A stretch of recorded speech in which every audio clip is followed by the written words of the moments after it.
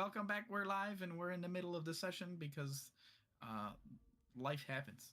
Um, the party has just opened up the front door of this old windmill, seeking shelter as night befalls the mountain trail. They open the door, and the first thing that hit their senses was this foul smell, paired with like a sweet pastry type cooking going on. They're in the first floor of this windmill, and they can hear cackling and giggling upstairs. Um, Augustus used a racial ability to kind of get a sense of the beings that are in the building with them, and he was able to sense five. So we're right at this point. And then, as I was saying before we started, I'm gonna use telepathy to let Irina, Shriek, and Henry know. And it seems that there is quite a few of them inside. It would probably be good for all of us to enter in. Um, Henry and Shriek, you can see out front, like Arena's like looks around for a moment. And she's like, what the hell was that? Well, we have a friend inside. It's Augustus. Um, are we able to speak back to you? Uh, I mean, you can talk through the door. Yes. You can't use When telepathy to me, I don't think. I think you can once you start that link, you That can. bond. Okay. Yes, and I think it goes up 4 miles. I have pretty far. Mm-hmm. Oh, for mine. Ish. Well, no, I just have telepathy for 60 feet, so that might be a different Yeah. thing. So 60 feet, you can start the engagement of telepathy. Once you've cut that bond, it lasts for a certain period of time. So it's kind of like sending stones on crack. Oh yeah. Yeah. You have to be near the person first. There's a limitation. Let me see what it is. No, there's a limitation. Um,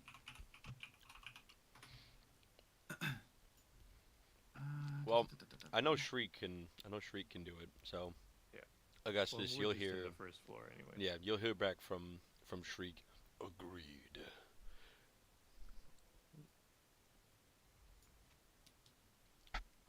I'll just throw it. I'll just turn it. Well, it looks like they're on their way.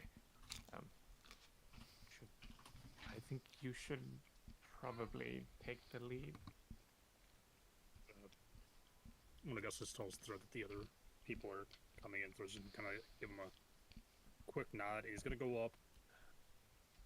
I'm gonna say like 5 steps. And kind of just like look back to everybody. He's just gonna like lower his hand, like a little like pat down motion, just to tell everybody like try to be as quiet as they can as they're coming in and following him. Before taking a few more steps up. Is this staircase like all the way up, or is it kind of like one of those staircases where it goes so far and then you can kind of see over the lip? Up the stairs. Yeah.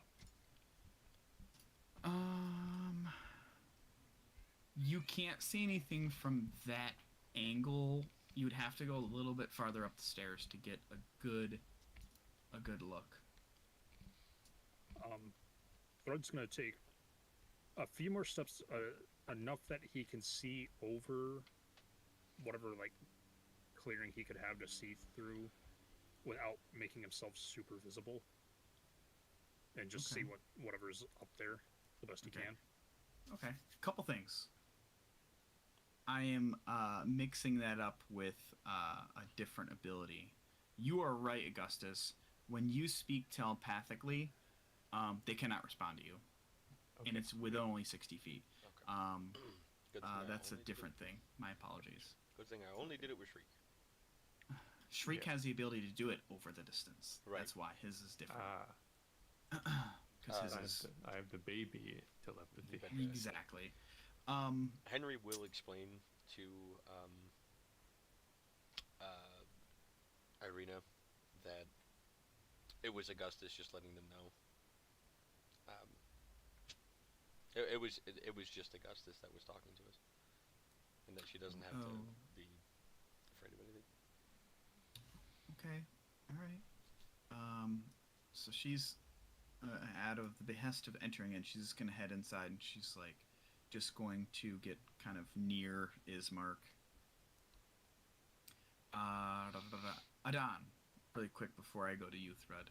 Mhm. As you're looking around this room and this ground floor, you notice that there are small human bones that litter the flagstone floor.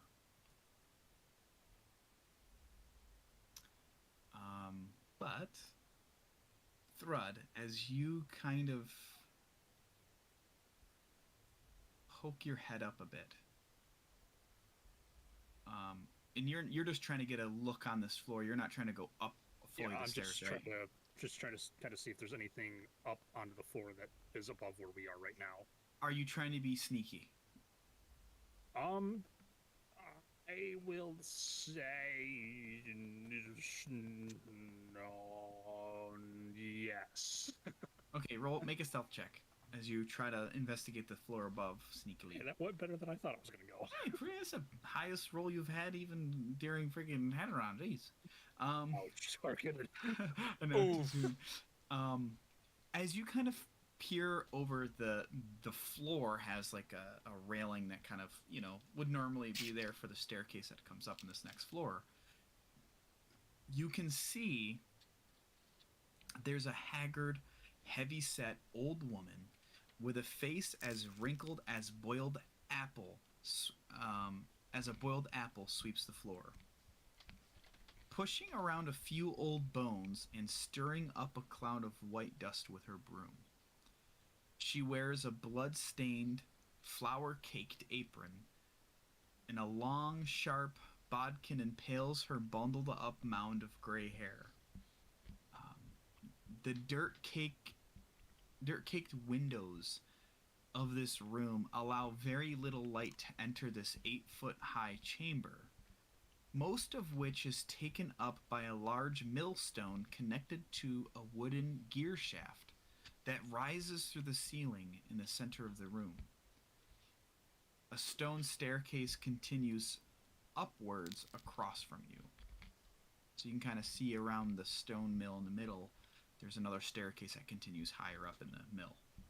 So, when you say across, let's say hypothetically Thrud was here, it would be kind of where Irina is standing, just a floor up. Oh, okay. There we go. Oh, come on. Ooh, there we go. Okay, so yeah, effectively I'm right. Kind of looking back down, who would be behind Thrud on the stairs? Augustus. Okay. Yeah. Thrud's just gonna kind of like slink down a little bit, and he's just gonna kind of like shrug a little bit and hold up just like one finger, kind of letting him know he's only seen one person. I'll kind of give like a shrug and kind of gesture my hand like forward and be like, kind of move up a bit. Kind of seeing Irina, Henry, and Shriek come in, Thrud's gonna kind of like shrug a little bit, and he's gonna sling his great axe off of his shoulder and just kind of hold it in one hand for the time being, and kind of slowly make his way back up the stairs a little bit further. And then I'll also be like, oh, in your head, I'll be like, I forgot for a moment that I could speak to you in your head. Do you think trying to talk to them first might be a good idea or not? Yeah, you can't answer me, by the way, I don't think, but we are just looking for a place to stay. Kind of hearing Augustus in his head, but it's going to stop for a minute. He's going to switch his axe to his left hand. I don't remember what arm was bit by the dire wolves in the first fight we had. I want to say it was his left arm. Thread's just going to kind of like point at the wounds on his left arm and then make like a smear motion across his like waist to kind of like relay the fact he's seen blood smeared across whatever this thing is. This is a woman. This is an old woman. This creature. Creature of the night. You trying to tell me some old ladies don't look like creatures of the night? That's true. Ain't that true? My grandma could probably, cosplay as this lady here.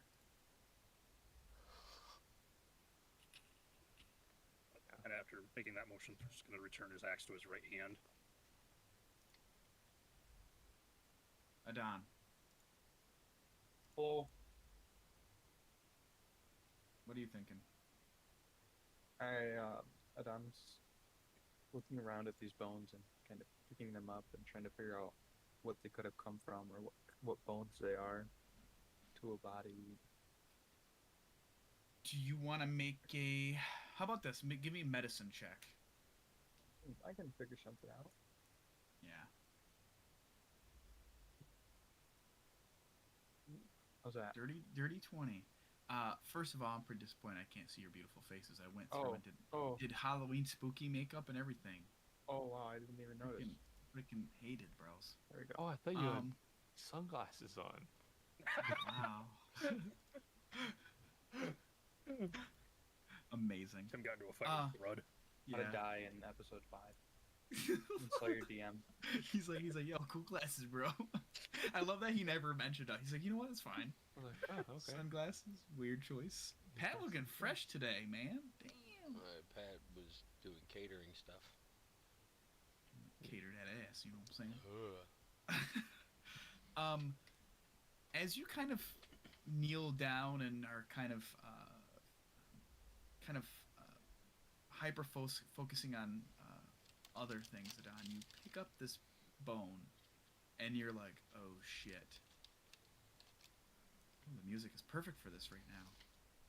This seems to be the bones around you seem to be the bones of human children.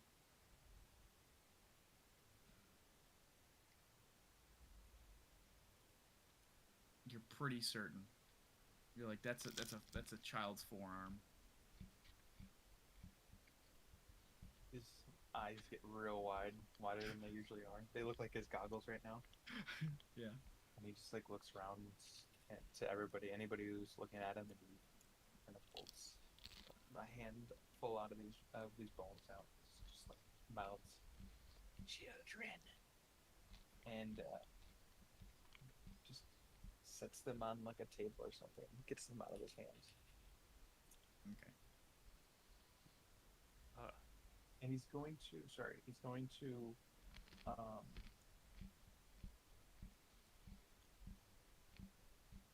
not gonna do anything. You said there is some like rotting pastries and stuff in here, correct? Tim? The sweet smell of pastries blend horribly with the stench that burns your nostrils. Okay. There's down here it seems like a kitchen, but you don't see any like pastries. There's a cabinet, Okay. and there's this barrel in the center. And as you guys come in, you're gonna see it's like this. It glistens in the candle light in this room, like the torch light, and it's like this greenish black, like goo.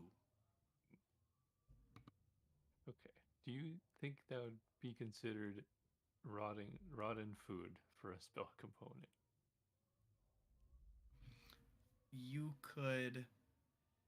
Oh, I'll take a look around, like, real quick. Just, like, realizing from a dawn that this is, like, oh, these are bad people. Make an investigation check if you want to kind of like poke Sure. around for a sec.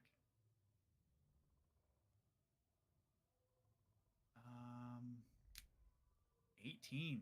Nice. You take a look around and you're kind of scouring a bit. Unfortunately, in this instance, you don't find anything that's specifically rotten. As far as rotten, what are you looking for? Rotten flesh? No, just rotten food. Oh, you find in the chicken coop there are some eggs that have been laid by the chickens, but there's a couple eggs that look like they've been there for a hot minute. Okay. Yeah, that May works. suffice. Yep. I'll just grab a couple and, like, pulling a flask from my bag, I'll crush them in there and pour some liquid and start to like sizzle a bit, just preparing that component. And oh, Trying to get Pat to Oh. look. get ready.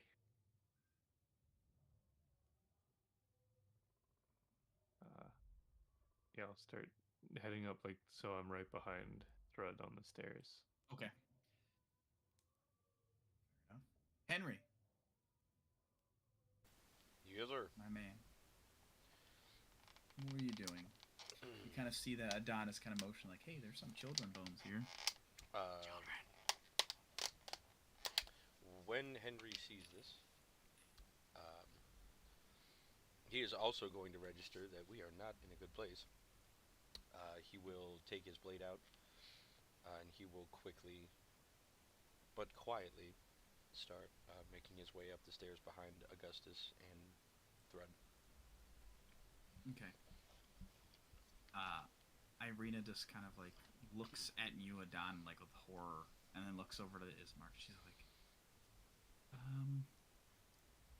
am not going upstairs. And she like pulls her rapier out, and then Ismark also kind of readies his blade and just kind of looks like they have no interest in heading upstairs, but are okay with staying down here. John's gonna cast magic stones again because it only lasts a minute. Okay. It's like a cantrip. Yeah, it is. Okay. Thrud, Yeah. what would you like to do? Kind of hearing Augustus come up behind him a little bit. Thread's gonna like just look over his shoulder, seeing Henry. He's just gonna kind of give Henry a small nod and kind of peek under the second floor a little bit to look down underneath at everybody else, and kind of seeing Irina and Ismark draw their weapons, but kind of like hesitantly looking upstairs, and kind of piecing together like, okay, maybe they're not gonna come up. So it's just gonna kind of take whatever like last few steps he has to get up onto this floor here.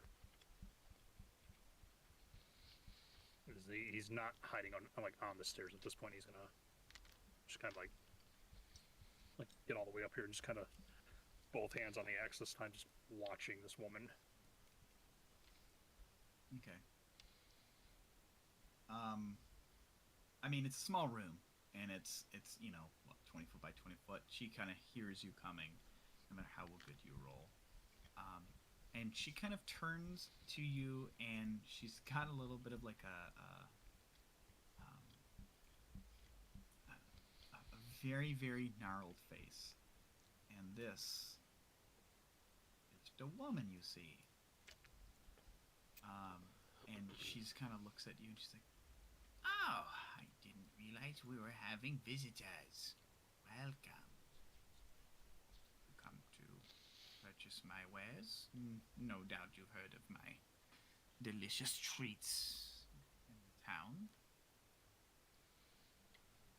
I was just gonna kind of like squint his eyes at her, just like hands tensing on the shaft of his axe. I can't say I've heard of you, but he's gonna just kind of like look down at the apron thing she's wearing. It seems you've been rather busy yourself. Care to explain that? Oh, just some wolves outside. Forgive me, my name is Morgantha. What is your name? My name isn't really of much importance right now. Well, that's not very nice of the customer. Are you here to do business? Well, I can't say I'd really see this being a shop of any sorts. Well, look at these. And you can see she kind of pulls out some, like, this tray of small pastry pies. And it smells better up here because you're in this area here with her pastries. And she's like, "If you're not interested in purchasing my wares, then be gone." Out of curiosity, as we came in, did we see any signs of like a small fight at all around the windmill? No. No. I was just gonna kind of like keep his gaze locked onto her. Do I even want to know what's in those? Oh, just some fruits and other things that will help you to have wonderful dreams. I like to call these dream pastries. Hearing her say that it would help him have dreams, Thor's just gonna like let out a small laugh. I haven't dreamed in ages. Quite frankly, any dreams that would follow me are dreams I don't want to go through. Well, and it sounds like you're the perfect customer. She kind of hands. She's kind of holding a pie out. She's like, for 1 gold piece. Promise you it will help. But just gonna kind of like look from the pie to her, and he's just gonna shake his head slightly. I don't think you understand when I say any dream that befalls me is a dream I will not partake in.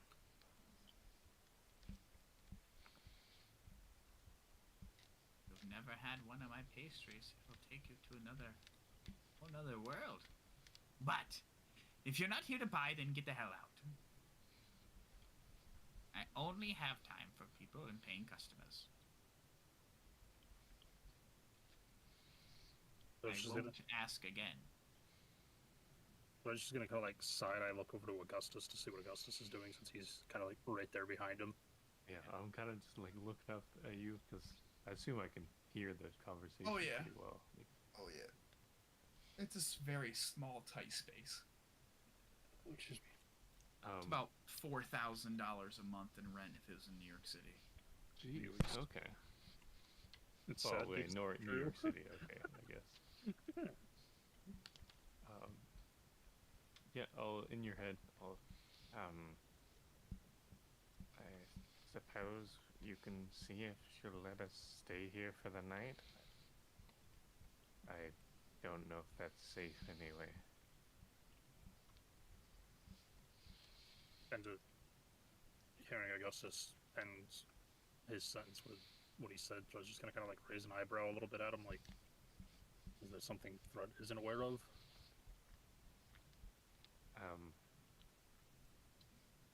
It appears Adon thinks that the bones downstairs are from children.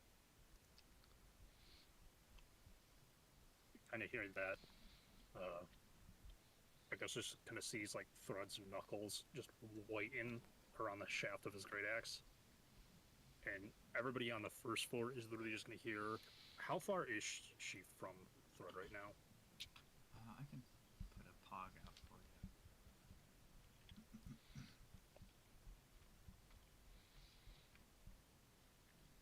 you. She's like right here. So kind of like 5 feet. Yeah. Everybody that's below Thrud and Augustus at this point is literally just gonna hear like the 2 like loudest, heaviest footsteps they've ever heard from Thrud so far, just like, and he's just gonna, in a swift motion, he's gonna sling his axe into his left hand, and he's gonna reach out with his right hand and just grab her by like the collar and just start lifting her up. Okay. Jeez. Then you're gonna want to roll initiative.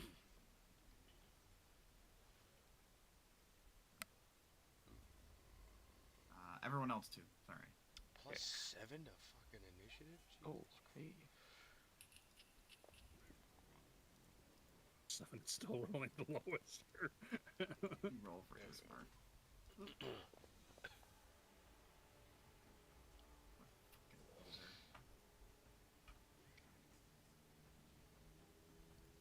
He said, let me roll for his No. mark. What a fucking loser.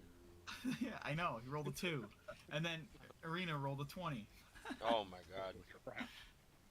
Did she say she's just staying downstairs? Yeah.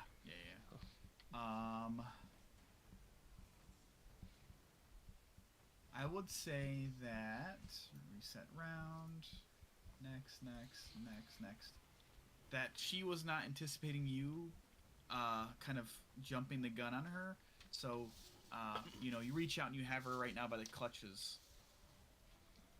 Kind of just holding her there. So it's not going to be making eye contact with her. But there's going to be like a slight shake in his hand, having just come off of the tea experience they just went through.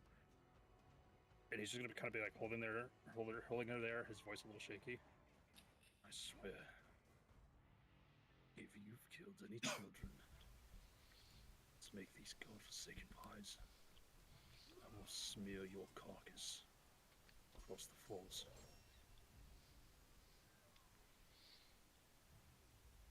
Is that all you're doing on your turn? See, I don't think I really have anything.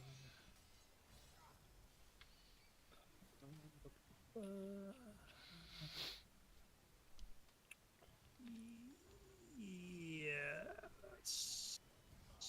Yes.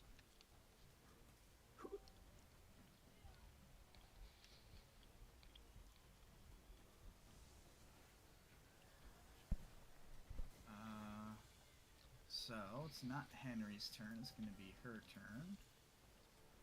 Where are we? She is going to just draw a smile, and she's just going to yell up, "Daughters!"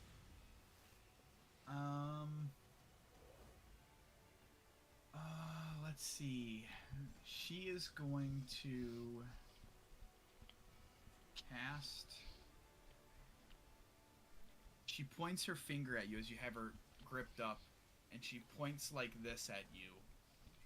And you can see this black ball of energy starts to grow at the tip of her finger.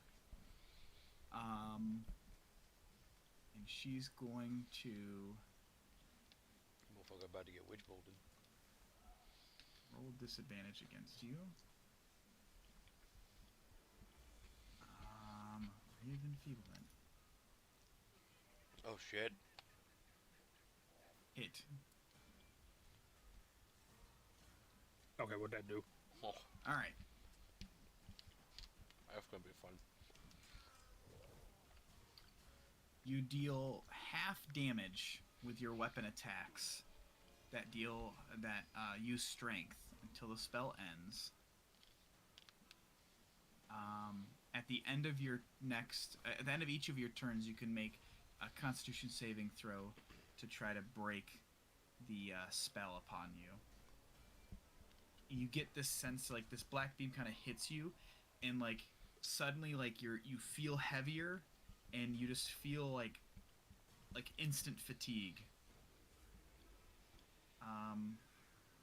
Arena's like downstairs, like doesn't have a care, and like she's just standing her ground with her rapier out. Adon, you're up. All right. Would you be doing anything at this point? Because all you really hear at this, I don't know if you'd really hear anything from that attack though. Yeah, I was just gonna recast my magic stone to make sure it's back up. And hold steady. Okay. That. All right. Just gonna look down towards the group, and just, we're fighting now, and head up 2 steps, and then can I get around Thrud just to? Yep. Yeah, you can go. Like, kind of run upstairs. Oh, the map disappeared. All right, I can just see the pogs now. That's weird. Wait, can I? Okay. Well. Are you I know just roughly black? out of it. I can see the windows, and then Thrud, Hold on. me, and Morkana. Okay, yeah, that fixed it. Oh, wait. And whenever I move, yeah, I'll move The right hell? here. Well, hold on. What happens if I put you over here? Nothing? What happened? I know when I came up a little bit further, the map did kind of like freak out for me for a second, but I can still see it.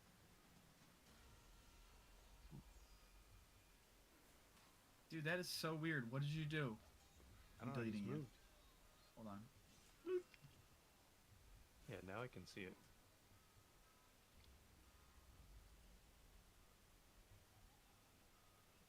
No, whenever I try to move myself, You know what? I don't know if this room is lit. It's lit up for me. I can see it.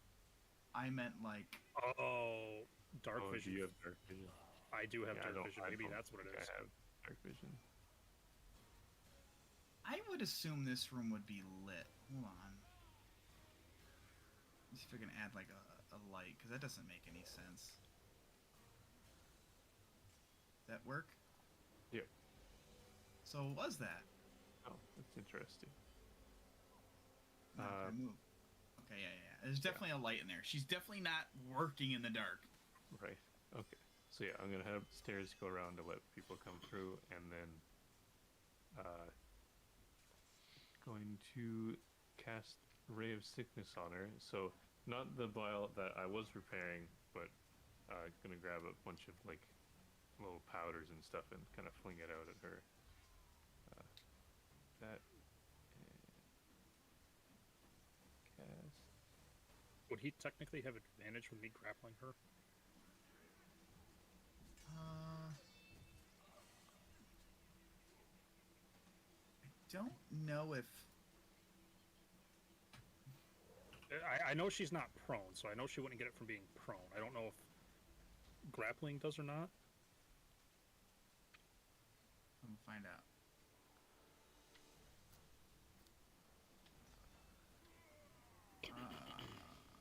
Let's see. Let me search.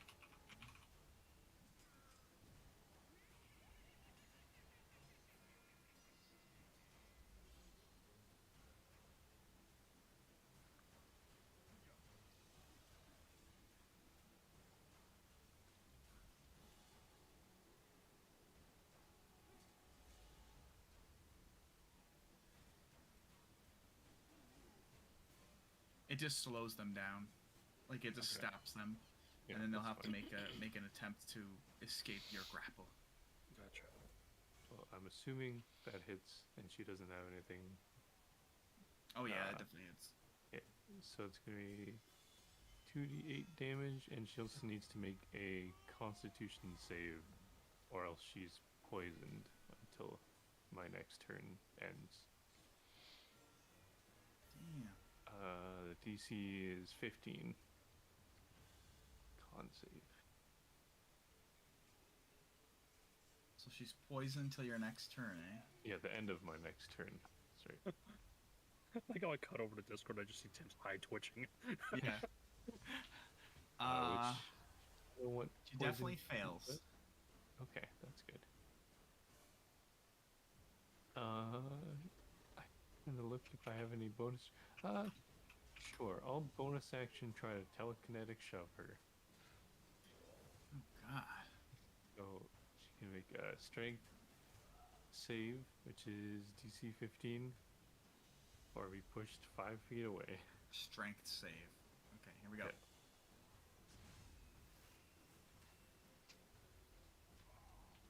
So where's she going? I think. Well, Yeah, go ahead. you could try to push her out the window. She rolled a nat 1. Okay, that's what I was So thinking. 5 feet. I can move her 5 I'll allow feet. Okay, yeah, I'll try to throw her out the window then. Kind of like holding onto her, Fred's gonna feel this like shove hit her, and kind of feeling the direction she's going. He's just gonna, whoop. He's just gonna let go. She's out the window on this platform. Say right here. Wow. Right there. All right. It is a windmill yeah. after all. And that'll be my turn. Oh, she Was- lands on like the spinning parts. That'd be funny. Was it like a glass window or an open window or? It shattered. Okay. Does it deal damage? No. That's just like, cause it's I can do that as much as I want. It's just 5-foot push Almighty push. for whatever. And the person can willingly fail it, so I could use. Get over here! Kind of watching her just whoosh. Fred's just gonna walk over to Augustus quick, kind of piecing together what just occurred. He's gonna kind of just give like a small nod as a smile splays across his face. And Thread's just gonna, realizing that she called upstairs, Thread's just gonna kind of move to the bottom of the stairs. Okay. From the bottom of these stairs, can he see her outside at all? Oh yeah, you can see her body outside the window. Thread is gonna unhook one of his hand axes from his belt and attempt to throw it at her. Through the window? Yeah. Okay. Let's see. That's the sound of thread throwing that out. It goes and lands into the side of the wall. It doesn't go outside, but it does land into the wall. Kind of like, yeah, that was annoying. It was worth a shot. And then it is, what kind of save? Constitution? Yes. So I have advantage on that. What does she do? 14. Oh, look at you. Alright, you're good. I broke the Raven Feeblement. Yep. 14 was the DC. You hit it right in the nose. Not really having anything else to do. Thread's just gonna kind of like crack his neck and he's just mount up the bottom of those stairs. Henry, Hello! you're up. All right. I'll make my way up to the next floor. Shoot. There you go. How many feet was that? You were already at the top of the stairs, Oh, okay. so no feet. I just need to pick up over. No feet yet. All right. Let me take in my surroundings here. I see a busted ass window.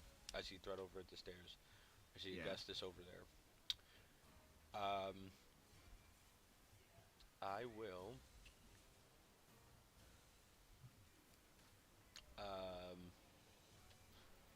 I will say, Captain, what's going on? Would you let Thread talk now, or do you want him to wait till his turn to answer him? I would wait till your turn. Son of a bitch. I'll move up here, and I'll peek out the window, see what I see. You look out, and it's like this, like really gnarly looking woman, like just starting to get ready to stand up. She's like this. Blood covered apron, some like flour. Oh, was she knocked prone? Yeah. Then would I have had advantage on my throwing axe throw? No. No, because so it's your a raven, ranged, right? Yeah. Okay. Yeah. I didn't realize she was knocked prone. Would I She might. Oop, go ahead. Sorry. would I piece together what's going on? This bad Make an woman. intelligence check. Okay, copy. Let's see. Yeah. Intelligence. Copy. 15. Yeah, I would say unless you roll a natural one, yeah, it kind of makes sense. Like, All right. Magnus is, or sorry, Augustus is like trained on that window. Copy. Oh yeah. And well, before I went up, I also said that we're fighting now. Yeah, Oh, that's yeah. true. That makes sense. I will hop out the window. You step out and like the boards beneath you go, like not very stable, and there's a lot of weight here right now. You got it. I will make two, or not two, I'm sorry. With my wakizashi, I will make a quick strike at her. Hold on. Oh, 14 misses. Hold on. Oh. Roll again because she's prone. Good call. I just added the thing. It should auto do it because now her status is prone, but okay, that'll hit. No, it'll miss. Oh Jesus, I'm seeing the green dice. Okay, yeah, that misses. Sorry. Okay. I only get one attack. Right? Level 5 is when we get second attack. I think so. Yeah. Okay. Feeling the shift after I miss, I'll come back inside and kind of step Okay. over out of the way so that Augustus still has a clear line of sight. Actually, I'll go this way. try to give Thrud some. Try to get between Thrud and Morgantha. And that will end my turn. Shriek is up. Shrieky Deaky, he gonna Shriek is going to cast invisibility on himself.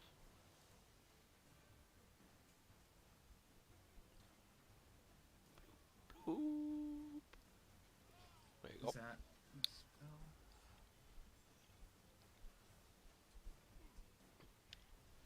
He's gonna clutch onto Okay. his he's gonna clutch onto his medallion, Mm-hmm. and he's going to shut his eyes real tight, and when he opens them, he's gonna be invisible.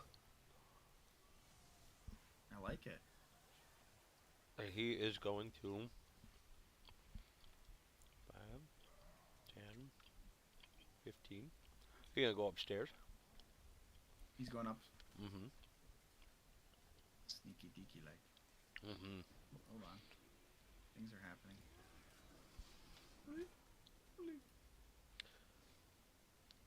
And he 15.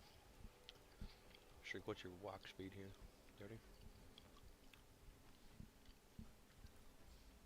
He is going to 5, 10. Get under the other set of stairs. Okay.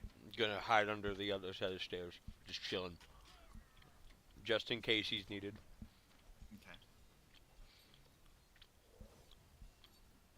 Ismark's like takes a step over in front of kind of Arena after hearing the glass shatter. He's like pulls his sword. And he's like, "Stay behind me." And he's just gonna ready. Arena's also going to just kind of get in a defensive stance and just save her action in case anything comes into her range. Morgantha is not happy. You coming to my house, bitch?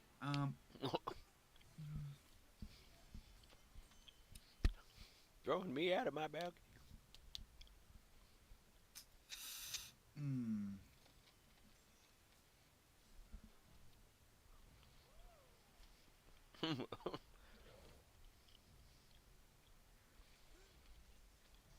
Let me see. What kind of vision do you guys have?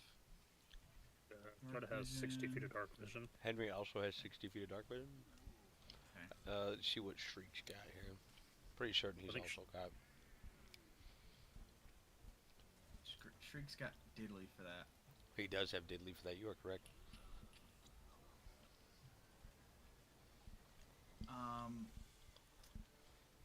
I gotta drop.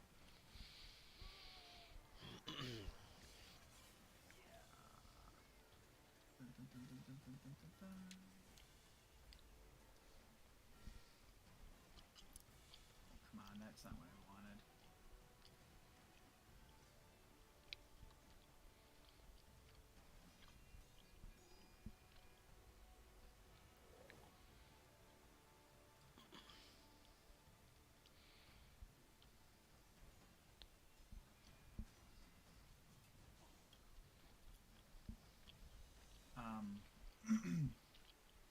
She's gonna stand up, and then she's going to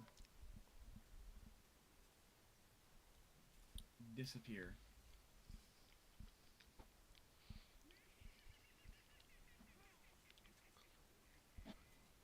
God damn it! Let me move. This is shit.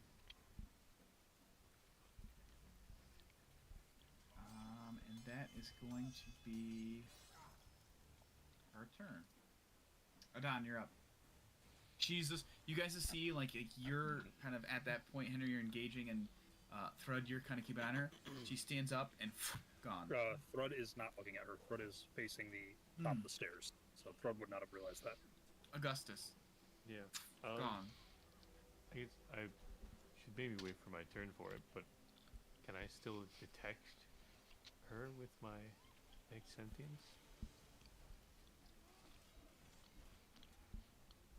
So I can sense the presence and location of creatures as long as they're within 300 feet. You cannot. Okay. But Adon, you're up. Adon will take a nice little walk up the stairs.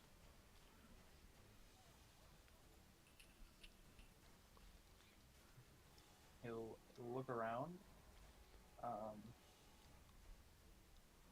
Think that the threat is gone. He's gonna go right up to the gears and start playing with them. Just fascination. You can see it's just kind of turning this stone, and you can see that the gears and the stone itself are covered with like white powder. Not the cocaine. I'm gonna wipe a little off and try to smell it. Smells like chalk. And like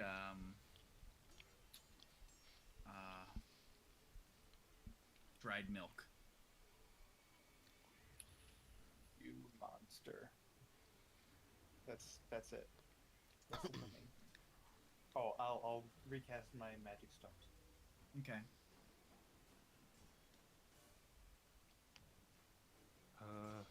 Gustus, you're up. Yeah, so I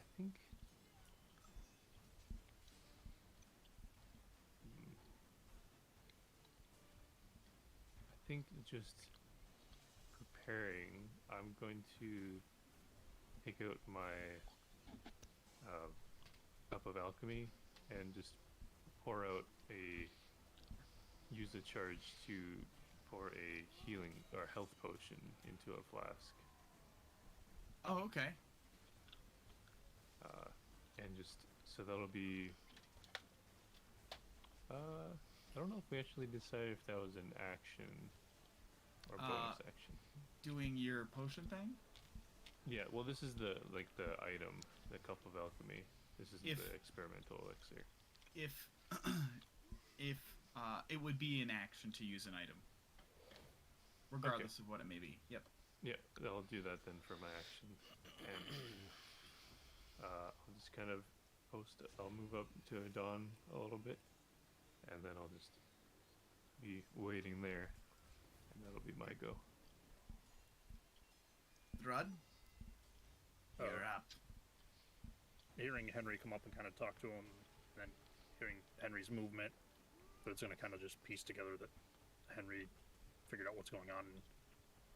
Thrud is going to take, I'm assuming it's going to be like maybe 5 feet to get to the next 4.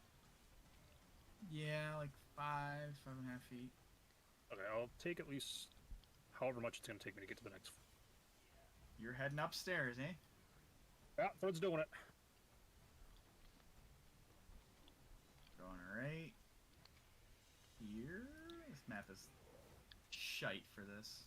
Oh god, yeah, it is. Can you see? Yeah, you can. Yeah, I can see. And I like how with the changes, this is all gray. Like with actual dark vision, how it's all gray. Yeah, and that's this is cool. legit all gray for me. This is so cool. You come up and you see these 2 horrid looking, like, just ugly young women that they have like these purple faces and they're all wrinkled, but they have like these silk shawls on, and they're wearing gowns that you can see are stitched together with pieces of flesh. And they're just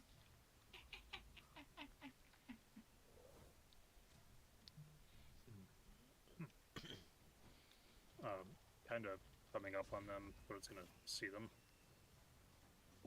Realizing kind of what their outfits are made out of. He's just gonna tighten his grip on that axe again.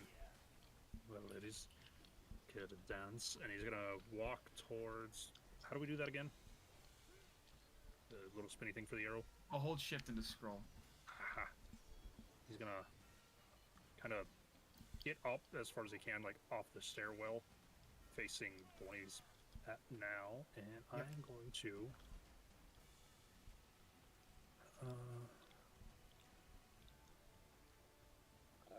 I'm going to use a reckless attack on her with my great axe, which is advantage.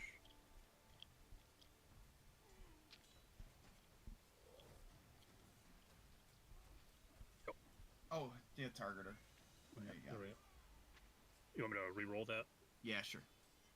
I'll give you one mulligan. Misses. As she's kind of like, I don't think I have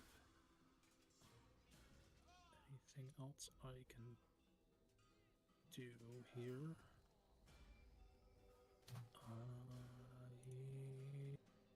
Yeah, that'll do her. Henry, you're up, buddy.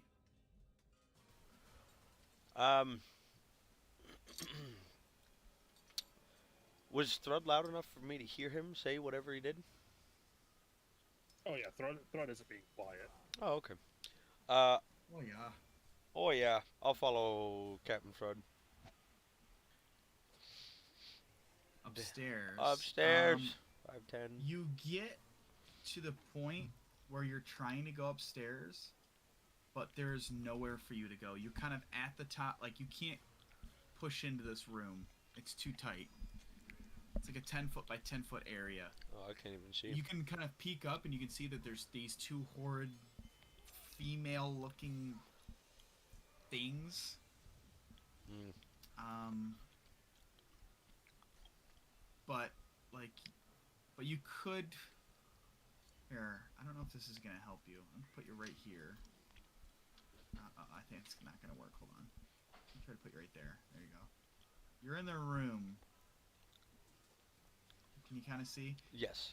Am I able to take like a not necessarily a prone position, but like if I'm at the top of the stairs, can I put my crossbow between between Thread's legs Sure. and attempt to fire? Yeah. Okay. I will. Yeah, for sure. I will fire one. I'll whip Fire out my one out for the crossbow. holes.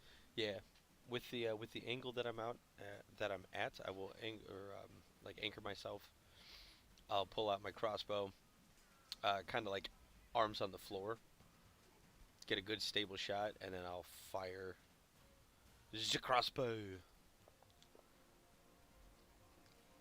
Misses. Goes.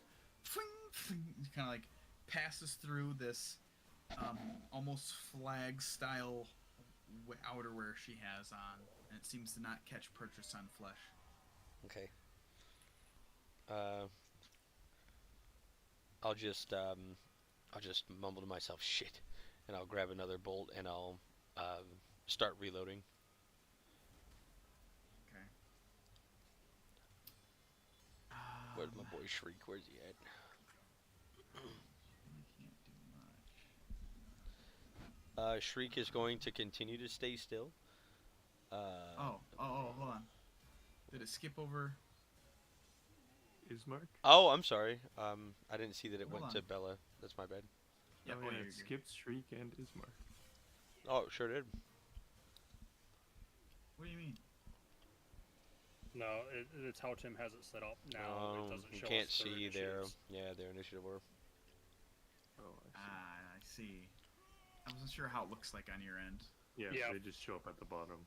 Yeah, But for us it still goes at the highlights them. bottom. So like when Oh, I see. had her held, it went when you had a Dongo.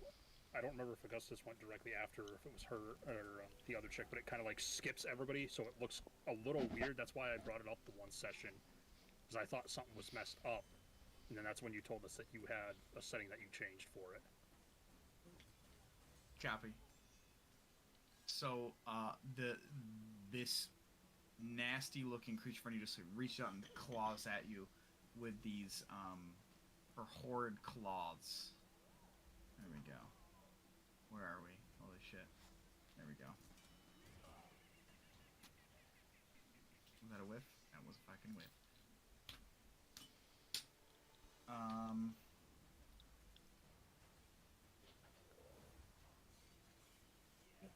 She's gonna stay there. Shriek, you're up. Shriek is going to continue to chill where he's at, just keeping an eye out for anything suspicious, or in the event that someone needs some Aussie stones. So I guess he's gonna hold. He's gonna hold an action. He's gonna hold firing his crossbow at more. Oh, she's not even around, is she? No, she disappeared. Yeah, she bedinged. He's gonna chill. He's gonna stay where he is and not do anything. Very good. Bismarck is still just holding a defensive stance. The other creature upstairs is...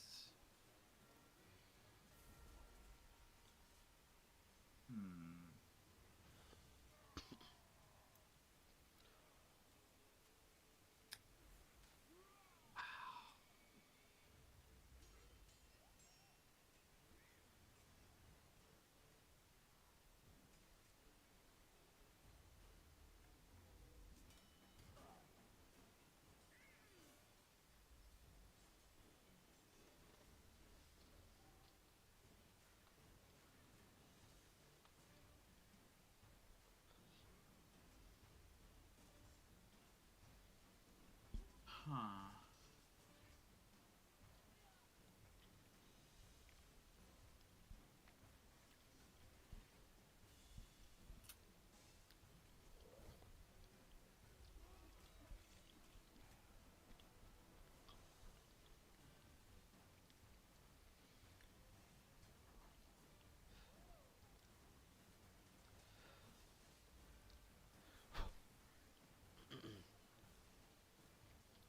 Okay.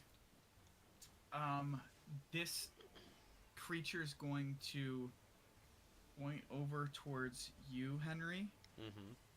seeing you at the stairs, and is going to...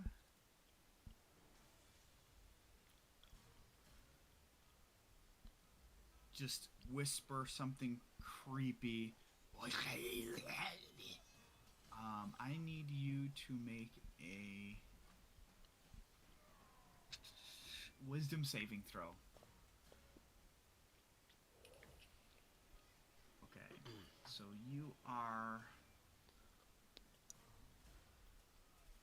suddenly your eyes kind of cloud over a bit and you kind of blink a couple times and you just see images behind this creature of your mother and father hanging from ropes in the rafters in the mill, and you are frightened.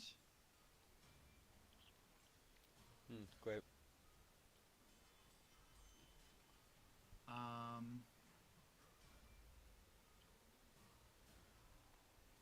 And at the end of your turn, you have to make a wisdom saving throw Mm-hmm. to end the spell. Gonna end her turn. Irina is still just kind of looking around, preparing.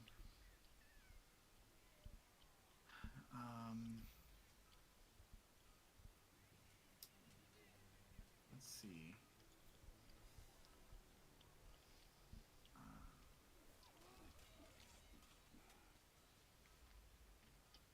Morgantha is going to suddenly appear and kind of...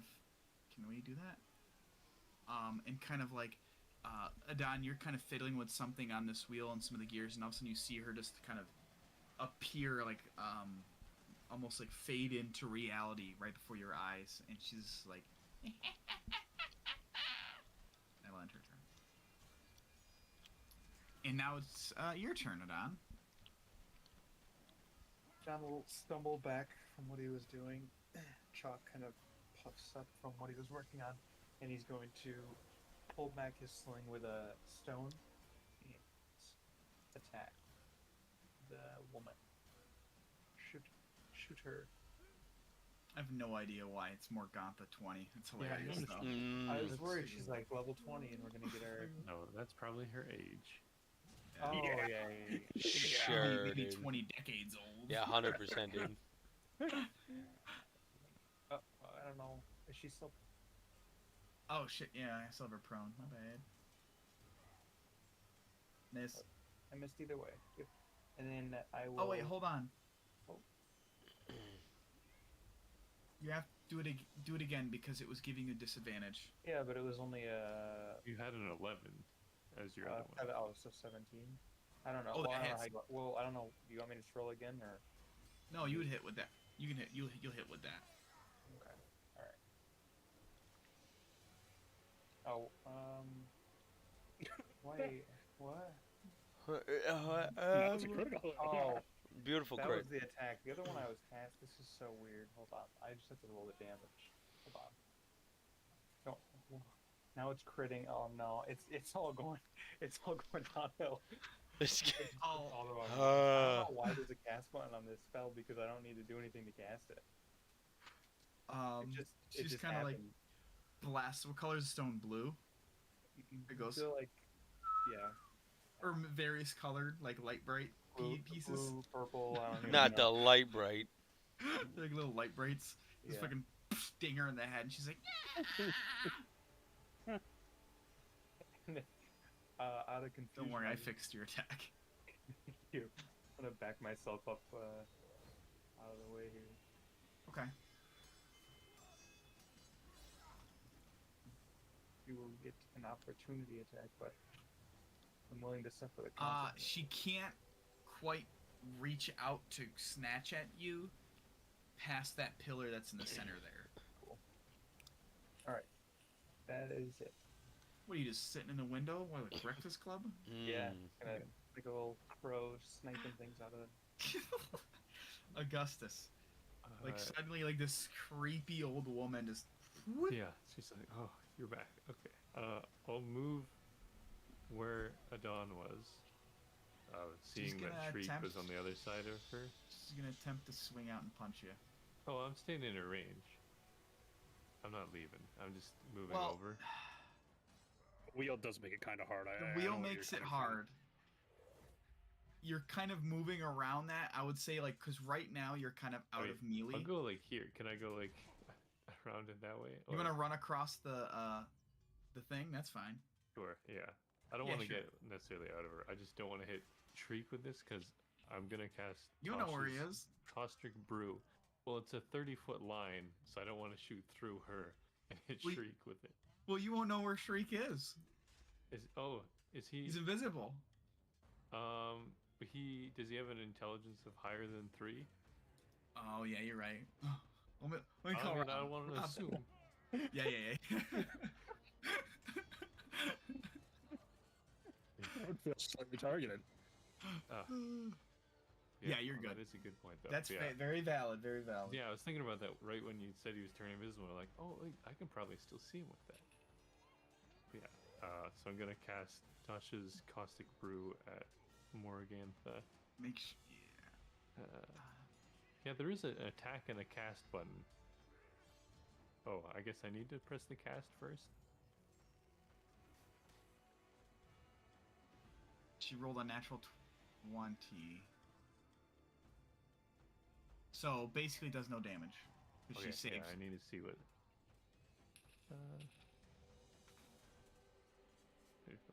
Yeah, that's right. So that's my action, and then I'll just telekinetic shove her again, or try to again. My bonus action. Okay. She must I make a guess- strength save, right? Yeah, 15 DC. She flies over the banister of the stairs and falls downstairs and takes. Fucking rolled a natural 1. The second one for your telekinetic shove. Man, she's not Oh, you like good. shove open. She's you. taking knows. damage from just you pushing her around because she's falling out of shit. 4d20 for damage. You just hear downstairs Arena go, ah! Incredible. What a bonus action. Just so Yeah. random. I think it's like the only bonus action I have. It's beautiful. I guess I have Healing Word, actually. But yeah. He's got healing word and pushing word. Yeah. Fustora! Which I guess Like a move dragonborn. the rest of my movement just go here and try. Can I see up the stairs at all? It's too difficult for you to see.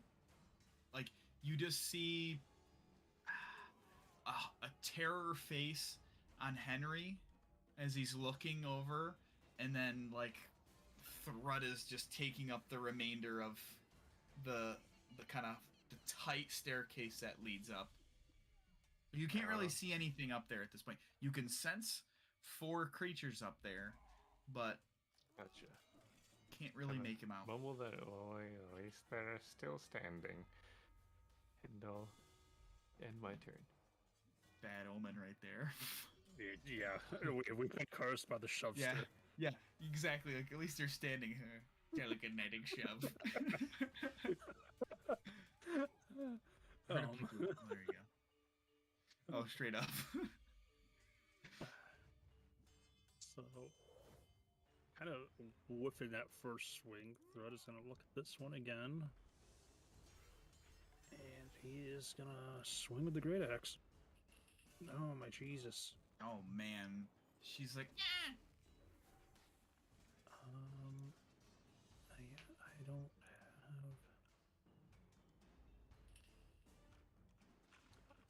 I don't have anything I can really do for a bonus action to help here.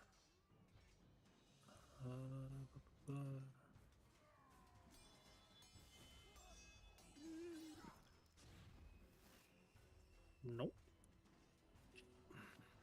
Henry, you are frightened. So, oops, wrong button. Get out of here, folder. Where are we? Frightened.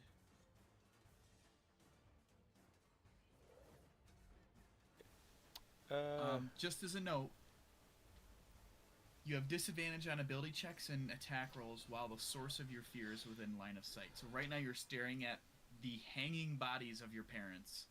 They're just like... I am going to... I'm going to tuck and roll back down the stairs, almost like stumbling out of fear, and come back down into... There. Yep. Seeing... I have sight on Morgantha, correct? No, she's down on another bottom floor. She fell over the banister. Shit. Yeah, she fell. I'll put my back to the wall, and I'll start breathing heavy and trying to talk myself down. Like, it's not real. It's not real. It's not real. It's not real. And you say I have to... What do I have to do to break another wisdom save. And I have disadvantage on this? Do Ability checks, right? Oh, checks, not saves. It's no longer... Yeah, that, and it's no longer in your line of sight. Okay. So, let's try to break this. That'll be a natty 20. You kind of... You steel yourself and realize it's not real. It's really not real. And... I'm going to pull the strap on your headband tighter. No longer frightened. No longer afraid. I don't think I have any bonus actions. It took my action to break that, correct? That was just the end of your turn. Oh, the end of my turn. Okay, perfect. Then it's buttons. This one. Boop. There you go.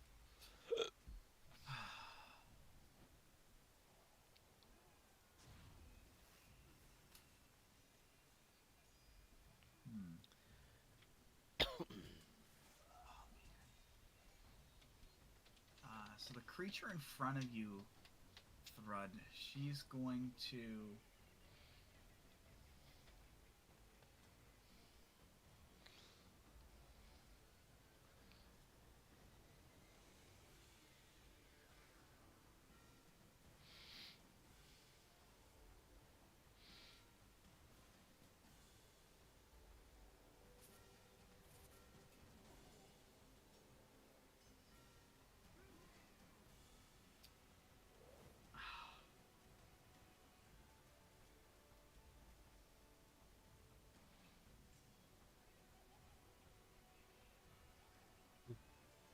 she is going to look at you dead in the eyes, and you can see her eyes glaze over black, and she's just gonna scream, and this ear-pitching scream right at you. I need you to make a wisdom saving throw.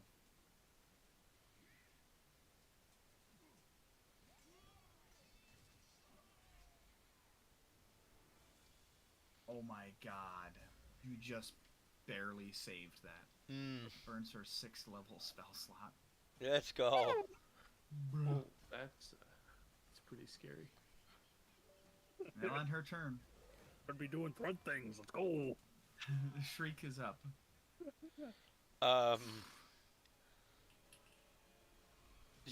Shriek is watching everything happen, and is just again trying to stay unseen for the moment.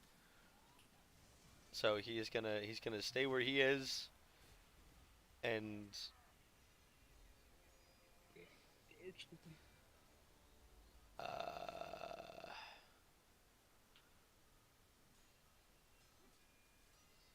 yeah, I think he's just gonna chill out still.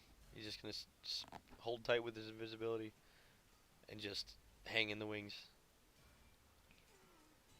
Okay.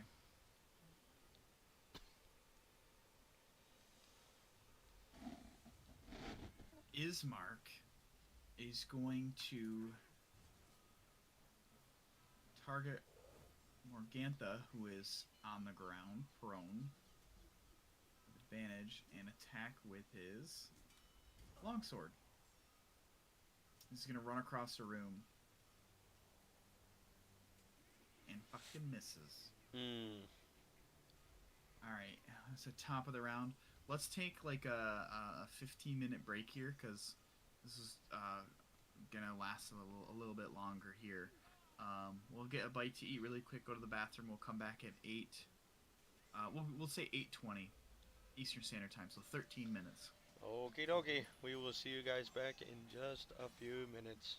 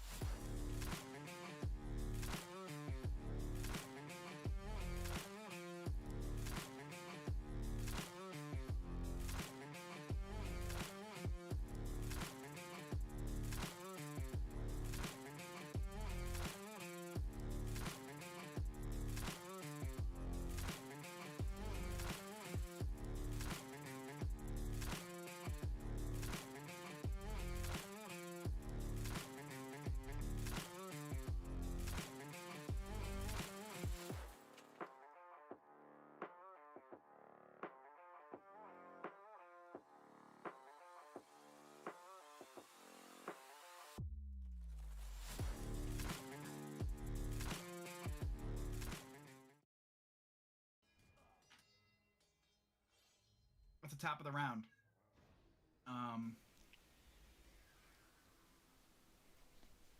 The creature upstairs with Thrud is going to.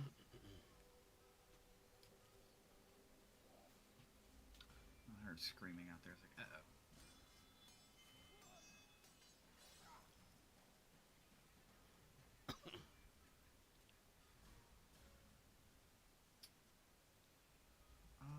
I don't know what much she can do. She's just gonna reach out to you, Thrud.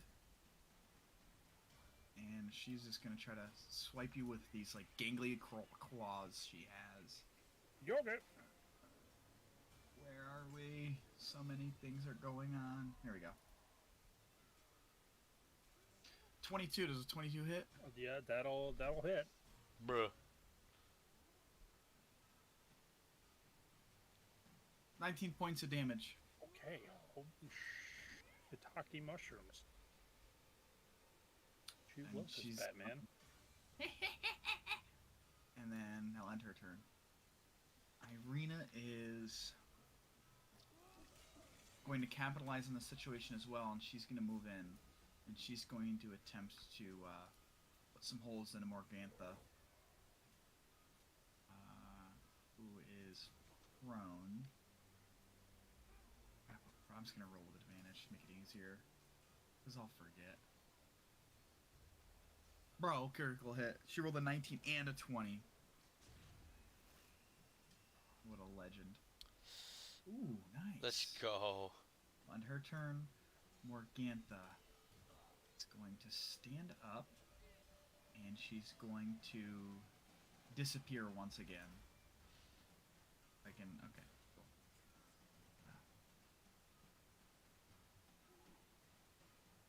And that's going to be her turn. Adon, you're up. Adon, the last thing he saw was Morgantha go down the stairs, so he's going to chase her down the stairs. Maybe even longer. But... You head downstairs and you just see Ismark and Irina like kind of like swords at the ready. As you kind of like come in, there's like nothing there. I'm gonna push past them and try to go out the front door. Okay. Bloop. You're here. Just take some time looking around.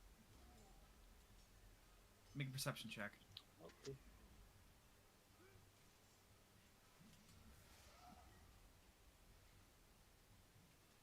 Decent. It's kind of still out here. All you hear is the creaking of the old windmill blades kind of spin in the air, and you don't see anything except for the sky is starting to darken more. I'm just gonna wait out here until I see something. I'm gonna pick up a couple more stones and cast, re-up my magic stone. Got it. That'll be. Augustus, you are up. Good sir. Right. Okay. I'm gonna see Henry like tumble down and be like, all right, and I'll take out my experimental elixir cup, and using a spell slot, I will make a potion in a flask, and so that's my action. Can I use my bonus action to give it to him? Like, he probably can't drink it, but can I just hand it over to him? Who are you giving it to? Henry. Oh yeah, that's fine. Yeah, I'll just hand it and just drink this.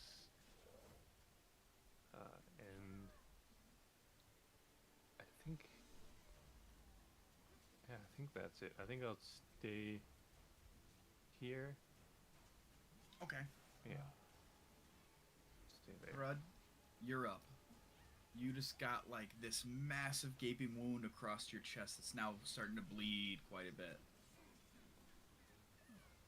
Kind of getting smacked on the side from this other one, so it's gonna like just kind of look at it for a minute, look down to the wound, and, just,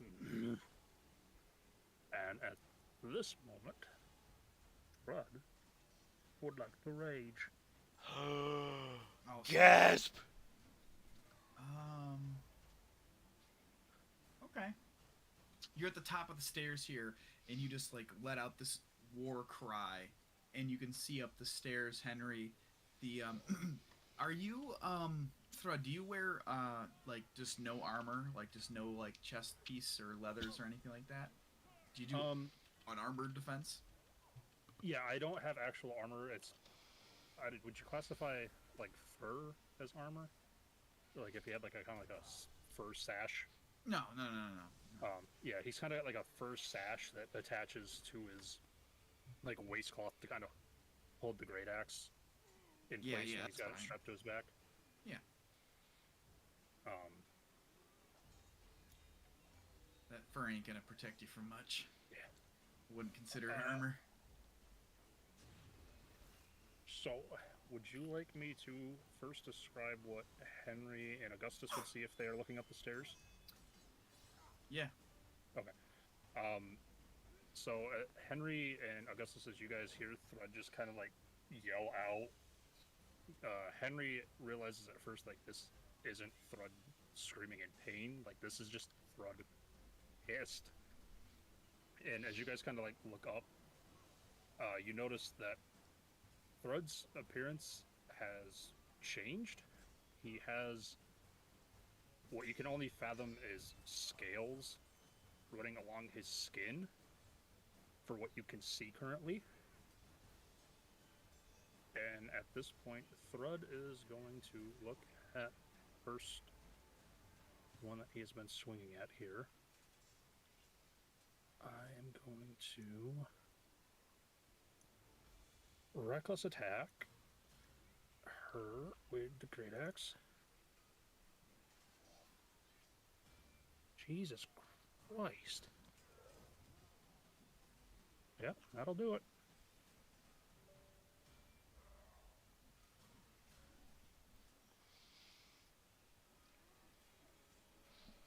Copy. Henry, you're up. I'm gonna take the vial that Augustus handed to me, and as a bonus action, I'm just gonna drink it. I'm not even gonna ask what it is. I'm just gonna slurp it down. It is a potion of, well, it's a boldness effect. So you get, you can add a d4 every time you roll an attack or a saving throw for the next minute. Ooh, baby. So basically like bless. Yeah. Yeah. And I'll hand the vial back to you. Ah, I appreciate it. I will then run up the stairs, run back up the way I came. Let me zoom out here. And I want to take another shot at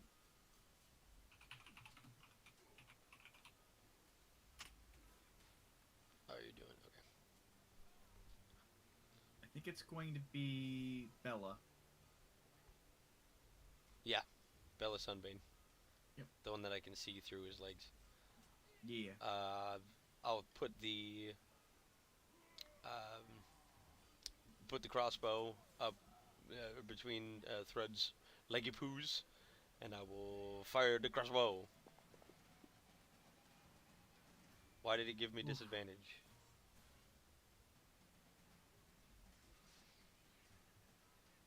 Oh, hold on. Let me have you re-roll it because you're no longer frightened. Ah, yeah, that'll do it. There you go. Okay, re-rolling. 19 plus a That d4. will hit. No, I think that's for damage, right? It's for attack rolls.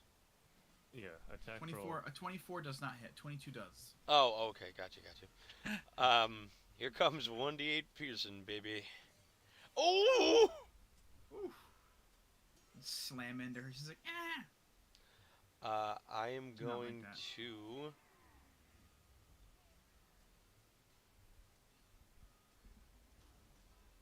I'm gonna action surge. Okay. I am going to lightning lunge to the other unoccupied space in the room, past Thrud. Boom. And I am going to, whoops, not target. I'm going to take my wakizashi and attack her again. Okay.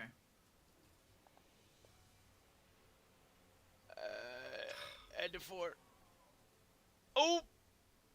13? Misses. Son of a gun. I thought Alright. every time you roll the d4, it's You roll shriek a shriek. rolling. Oh yeah, what the what the heck? I think it's because you selected his character last, so it just triggers as that. Okay, well, I am now up here.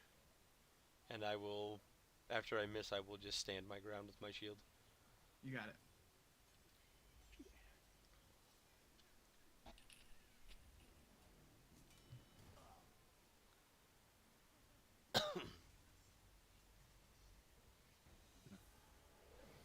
Let me do that too. I didn't realize that was a thing I actually had to click as well. Oh, that's cool. I like that.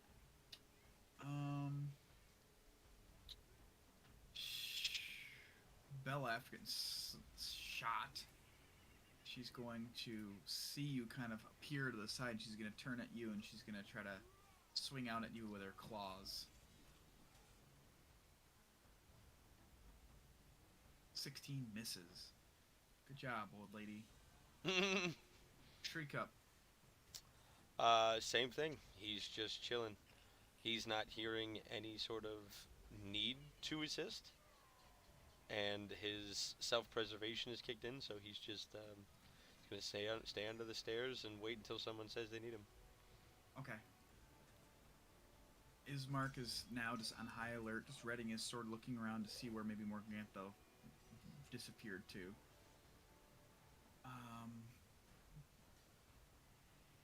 At the top of the round, you can see, Henry, that Morgantha appears in the same location, like in the same area, kind of next to these night hags. Oh, this is not good.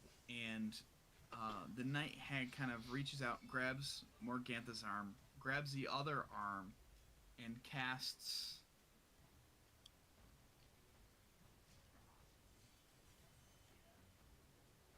Oh, hold on.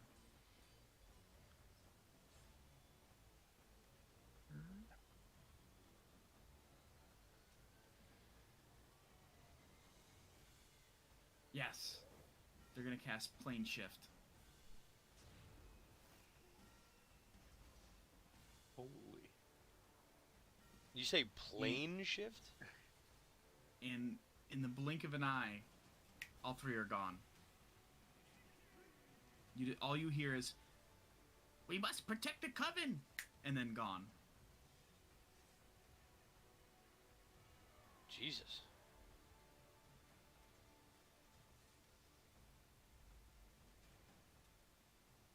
A moment kind of passes, and there we go, that one. A moment passes by, and silence kind of just falls in the room upstairs.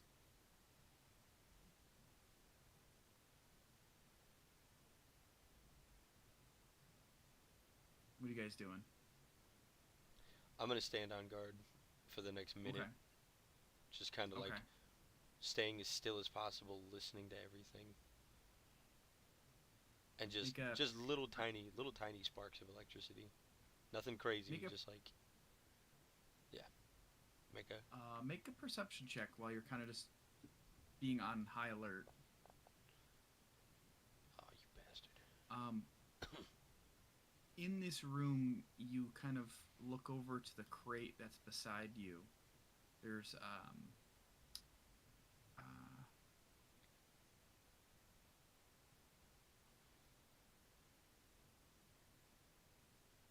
there's 3 crates that are stacked in this room, which seems to be, as you guys take a moment to kind of look around, seems to be like a bedroom of some sort. There's some types of cloth off to the side. In this rotting wooden closet, there's the 3 crates that are stacked one atop another, and there are small doors that are set into them. Next to this closet is a heap of discarded clothing. And then there's a ladder in this room that climbs to a wooden trapdoor in the 9 foot high ceiling here. You kind of see there's a moldy bed with a tattered canopy that stands nearby you guys. But you can hear kind of quiet sobbing from the crates.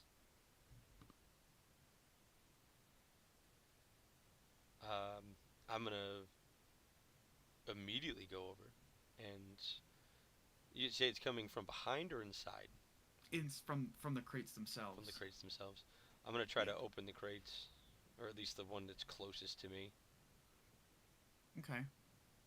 There's 3 of them there. Which one you want to open? They all have little doors. One on the left. They're all stacked on top of each other. Never mind. They all have little doors. They're like wooden crates, but there's like these little doors, like hinges, that you could like open up like a cabinet. Oh, top one first. It's like a 3 foot square crate, and you look in the top one, and there's nothing inside that one. Bottom one. The bottom one you kind of open, and you see, there's a small girl who can barely be 5 years old, just kind of holding her knees together, sobbing, filthy. You can see it at her feet. There are some crumbs that seems to have been fed to them, like breadcrumbs. And then the middle. The middle you open.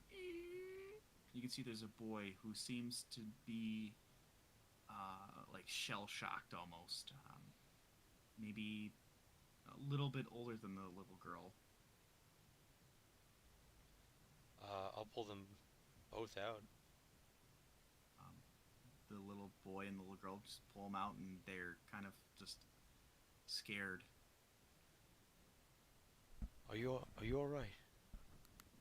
The boy just kind of like kicks you in the shin, and he's like, "You're not gonna eat us, No, assholes." No, no one's gonna eat you. No, not us at least. God, it hurt. Prove it. The little girl's just sobbing, like she's just like. I don't like the taste of people. Does that help? Don't care. Where did the old ladies go? We chased them out. For the moment, at least.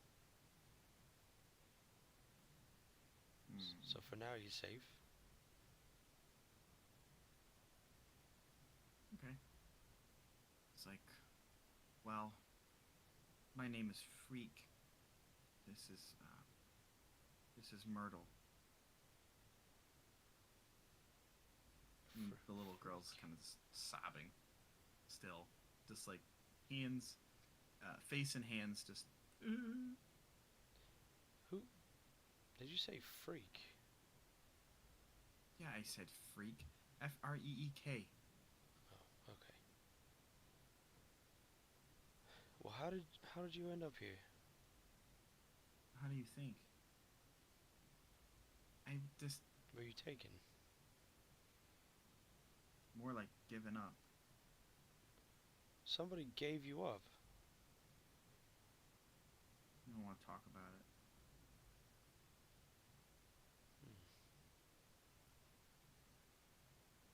Well, Did you eat any of their? no, we Your didn't treats? eat any. We didn't eat anything that was offered to us. Okay. Did you? Parents. No, parents did. Kept eating, and they kept eating, and they kept eating, and they couldn't pay anymore, and they kept eating, and then we're here. Oh, I see.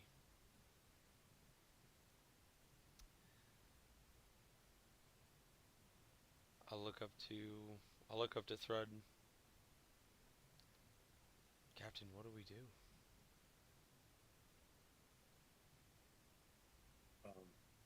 As Henry turns to look at Thrud, still within the effects of his rage, Henry is going to notice that Thread's eyes have taken more of a serpent appearance, and he's got a small like set of his canines on his upper jaw have kind of extended a little bit to kind of like peek out of his mouth a little bit. No, Henry. One things to worry about. And Thro's just gonna like take the few steps he needs to go to that ladder, and Henry's gonna watch as he just yanks himself up there just to see what's up there. Okay. You've reached the windmill's peak at the top of this ladder. It's a domed chamber filled with old machinery. There's not much room to move around, but light slips into this attic through small holes in the wall.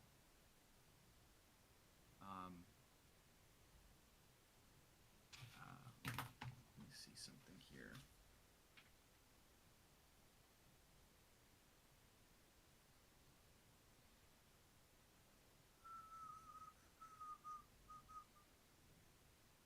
You do see there's a small like notebook that's been hidden away up here.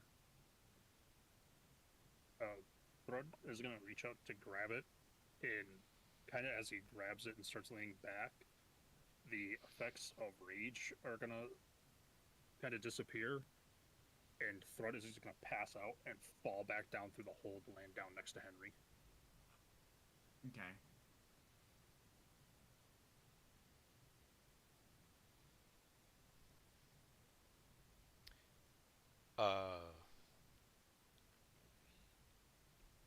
Henry will panic. Um, he'll jump over Thrud and start like giving him fake smacks, trying to wake him up. Well, first, is he unconscious? Threat? I don't believe so. Right, Third? I would say more he's just passed out from the effects of rage. So you are unconscious. Yeah, sure, we'll go with that. Yeah, no, I'm for sure gonna panic and try to wake him up. Do you wake up, Thread? After like a few like smacks from Henry, Throat is just gonna kind of like come to, and as he does, he's gonna have like that panic moment where he slides back and kind of reaching for his great axe and not finding it. He's just gonna reach down for his other free hand axe. And he's gonna like, where am I? So we're still in the tower. What happened? Are you all right? So he's just gonna kind of like slowly like start leaning forward. Where's everyone? Everyone's still where they were. It was only a moment. Let's see. So he's just gonna kind of like slide his hand axe back into the belt loop, and then he's gonna look over and he's gonna notice the book. What is this? You know, kind of like flip it open and see if he's able to read it at all. It's a very, very small like journal, essentially.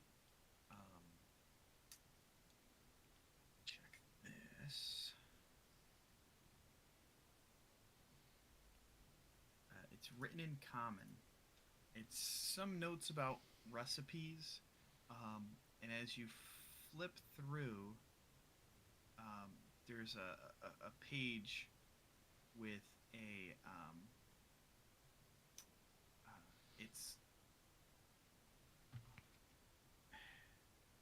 it's a lot of like just scribbles and stuff, and talks about spying on Strahd,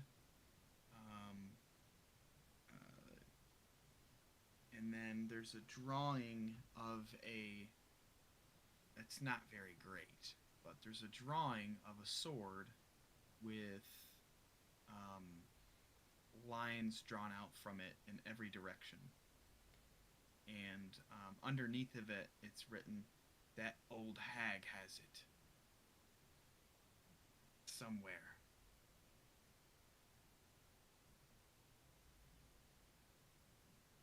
And then like you kind of flip through some more, and it's a lot of just like you can see there's some notes about um, uh, uh, what you presume to be families like surnames, and then how many children that these people have, and then some of the children's names are crossed out and with a line. There's some other notes about uh, you know different things they've encountered on the road. Um, but I mean, that's all you can really glean from this. Okay. Kind of flipping through it quickly, and his head's still a bit groggy, so it's gonna, flip through it quick. Not really fully catching on to the one page of importance at first, and kind of as his mind clears, he slowly going back through it and then seeing that page. He's gonna kind of like look at it for a minute, and he's gonna rip it out of the book, and then he's just gonna close the book in his hand. The page with the family names on it. No, the page with the scribble of the sword and the information on that. Okay. You grab that.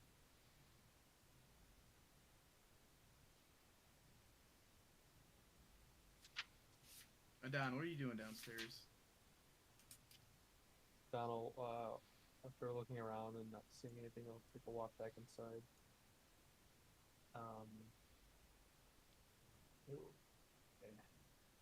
It's Mark. Are we all good here? Is everything gone? Everyone?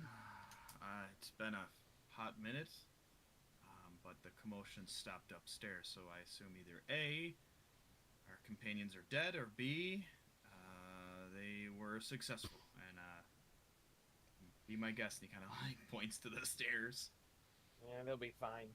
I'm gonna start looking around on this bottom floor for some cloth. Cloth, anything, clothing, fragments. There's definitely different satchels of different dried herbs. One satchel has like a couple different things like older, like not like stale bread. But definitely, you could definitely scrounge up some cloth in this room if you wanted. Specifically enough to start crafting bedrolls.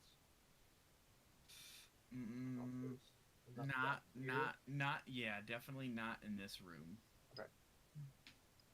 Then I'll walk upstairs. Okay. Nothing out there. You head up to the middle room where the grinding wheel is, and it's just like a bare room. It looks like it's just used to like grind up whatever substance is on this stone. And then you can see Augustus is on this floor too. This place is useless. Just get up against the wall up there, sit down, and start like tinkering. Okay. I think they've gone now. There's two creatures upstairs I'm not sure of, but they don't seem to be moving around. So I don't know if they're threats. And I'm gonna kind of like glance over where Shriek is, but kind of like moving my eyes a lot because I can't actually see him. Just be like, Shriek, I know you're somewhere in this direction. Are you still good? You'll hear back from Shriek. Yes, I'm fine. Alright, well, I don't really know what the woman was doing, but it's possible that they could reappear at any moment, so be careful. I'm gonna head upstairs if you want to join. I'll start going up these stairs. I'll stay down here and keep an eye out. Alright. up these stairs. Okay. Augustus, you're on the top floor in the bedroom. There's a really fancy bed that used to be awesome at one point in time, but now it's all nasty. Um, Henry, what are these children doing here? Well, they were in these crates over here next to whatever is up here. Yeah, we were in there for a little while. I noticed that the two others that were up here are gone. Did you take care of them? They all three of them disappeared. We don't know where they went. Yes, the woman was doing that quite a bit, but they seem to be gone for at least a few minutes at this point. I guess we'll just want to be ready. It may or may not be safe to stay here for the night. Yeah, I don't know if that's a great idea. Well, let's take a look at you two children. You look like. How long have you been here? I don't know, a while. You've been feeding us. And he uses like quotation marks like food. Okay, well, we should have some rations that you can take, and I'll kind of just chat with them for a while, calm them down, and while I'm doing that, can I kind of check over them and see if they're injured at all or unhealthy or anything like that? Okay. Make a medicine check. Yeah.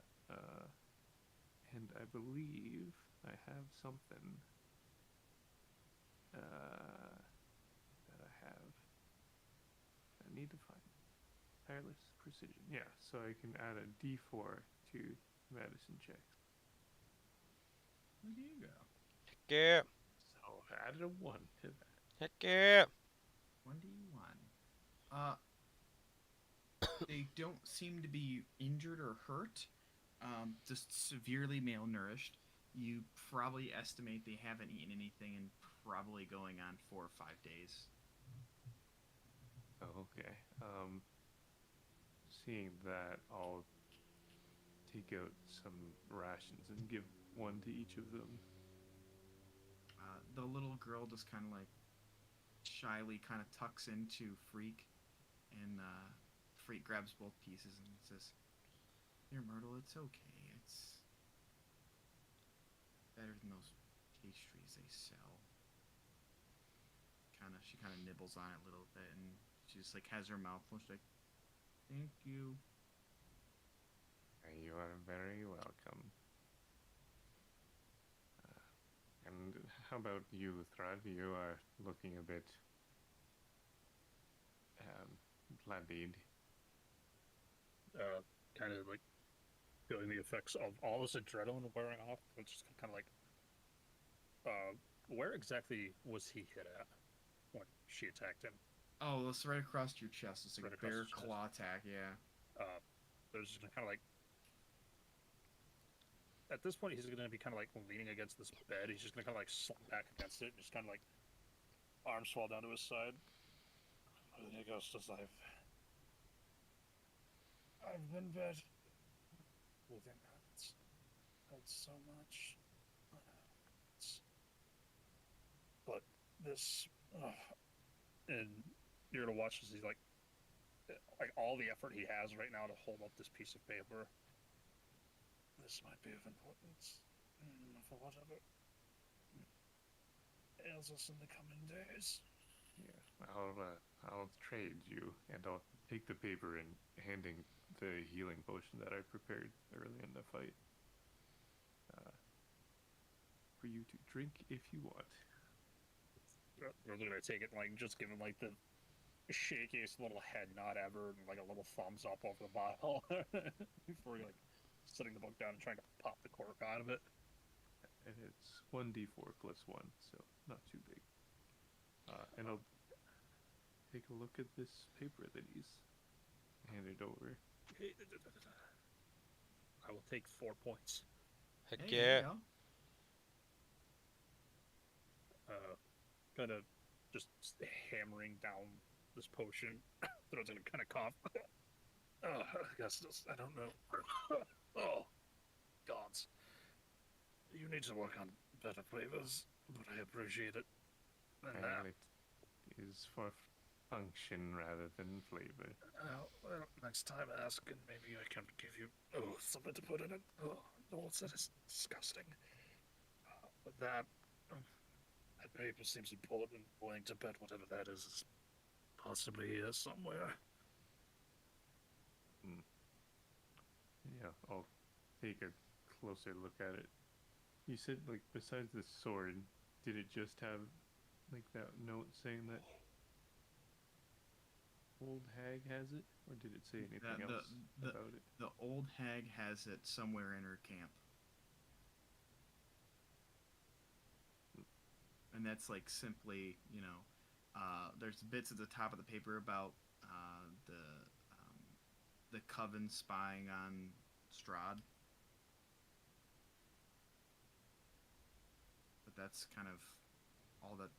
And on the back of this page, there's some notes about some families and stuff. Gotcha. Children that are scratched out. Well, whatever these people were doing, they definitely seemed quite magically powerful. It may have been a risk coming in here, but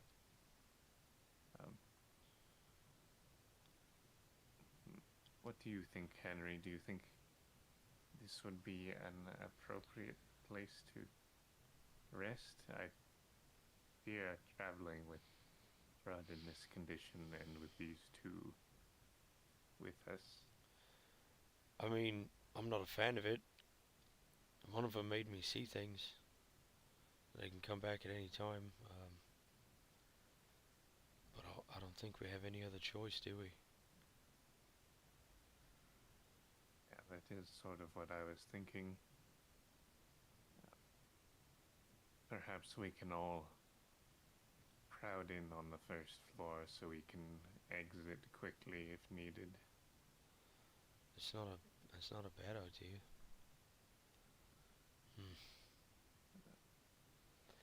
I mean, I'll at least keep first watch to make sure we're safe. Right.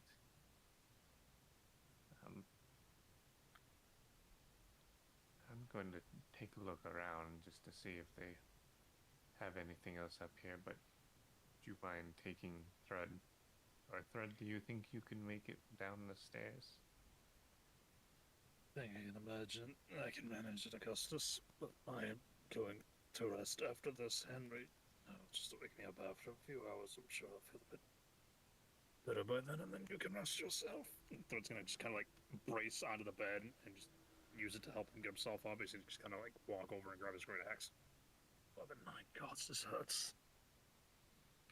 As you stand up and kind of brace yourself in the bed to get up, you push through the straw kind of bedding of it, and a couple pieces of jewelry kick out and onto the floor from in the bedding.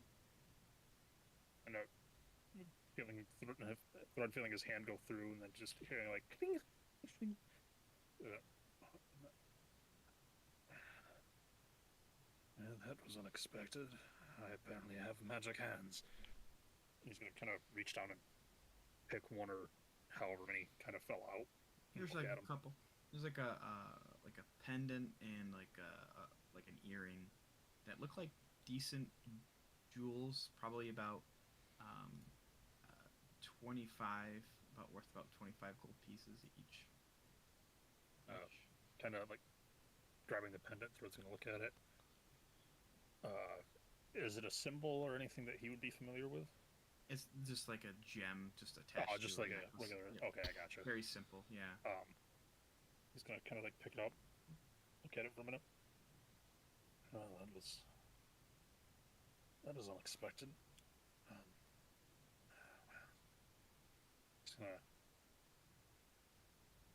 he's gonna take the earring and doing his best. He's gonna try to like crack whatever gemstone is in the earring out of it. Okay. And if he manages to get it free, he's gonna hold it out to the two kids. The little girl snatches out her hand. She's like, "Thanks." You're welcome. He's gonna kind of like slink the necklace into his bag. Okay. And he's gonna start heading downstairs. As he hits the floor below this one, he's gonna try to retrieve his hand axe out of the wall. Easily doable. King. Okay. Augustus. Yeah.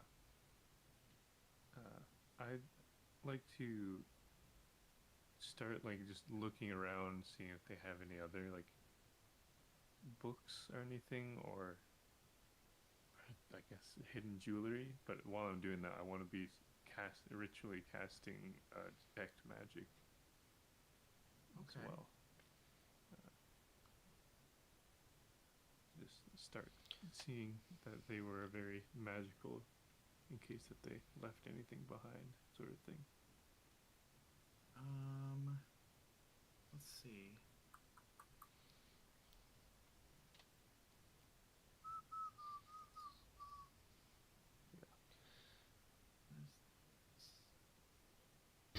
And yeah, just looking around the room and like checking if they have stuff. What's the range on detect magic? 30 feet of me. Nothing And then at this I can- point. Okay.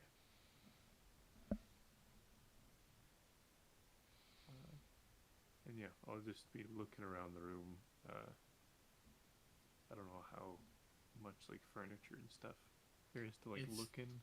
It's basically barren. I mean, you've got the closet with the 3 crates that Henry had already looked through. The doors are open, and all you see in there is like some food crumbs. There's a bunch of like old, nasty, like a pile of clothes, and you kind of surmise that perhaps these were some of the victims, since they're like younger, smaller shirts and pants. Yeah. And then just a bed in this room. So Okay. nothing really of note in here. I guess I might just like go up the ladder, but like not fully go up it, more just enough to get my head up and just see if there's anything upstairs. Yep. Just like You look. looking. Yeah, you poke your head up there, and you can see that like there's the mechanical gears that are connected to the windmill portion, where the fans of the windmill are, and nothing's up here. It's a lot of cobwebs and dust. You can see there's a rectangular spot on the floor up here where there is no dust, presumably where the book that Thrud found it was. All right.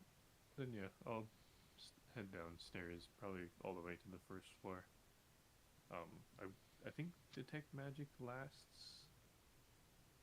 Yeah, 10 minutes. So 10 I guess minutes? if anything is on the lower floors. The middle floor doesn't have anything ping for you, but as you come down to the last bottom floor here, the first floor, you get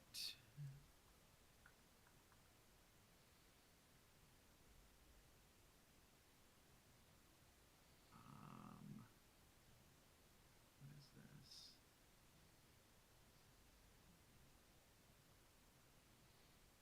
Is this considered? Let me check something here.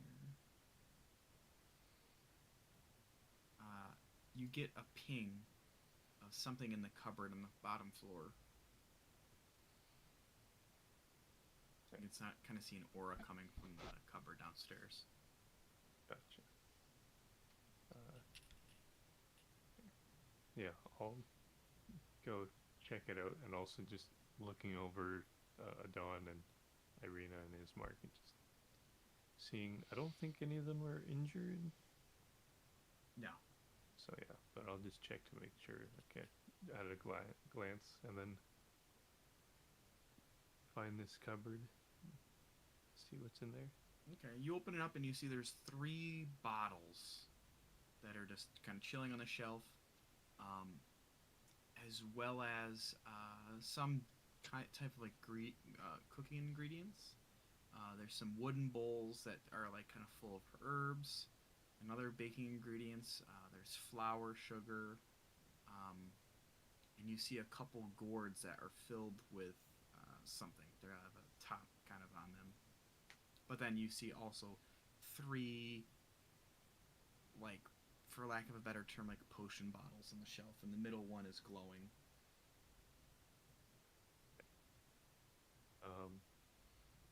I'll grab the middle one, but I'll keep the cupboard open. So, yeah. And I'll sit down and I'll just turn to the other 3 that are in here and just. Henry and I were discussing staying here for the night. It seems like the women are gone, but they may be back. But maybe a better alternative to trying to sleep outside. Don? Yeah. Let's do it. What did you just grab? What was that? I'm not too sure. If we were gonna okay with resting here, I was going to see if I could figure it out. You see as you're kind of looking in the cabinet, looking at that, the kind of potion bottle that you have is simply just has like a label on it that says youth. And then the 2 other ones in the cupboard, one says mother's milk, and the other one says laughter.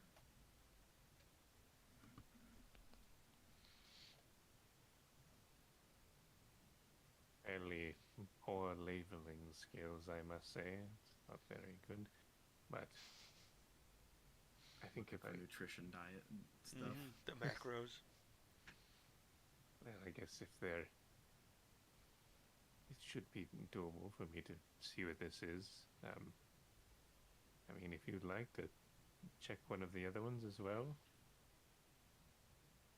I think I'm good with titles like that. You can keep them. That's fair enough.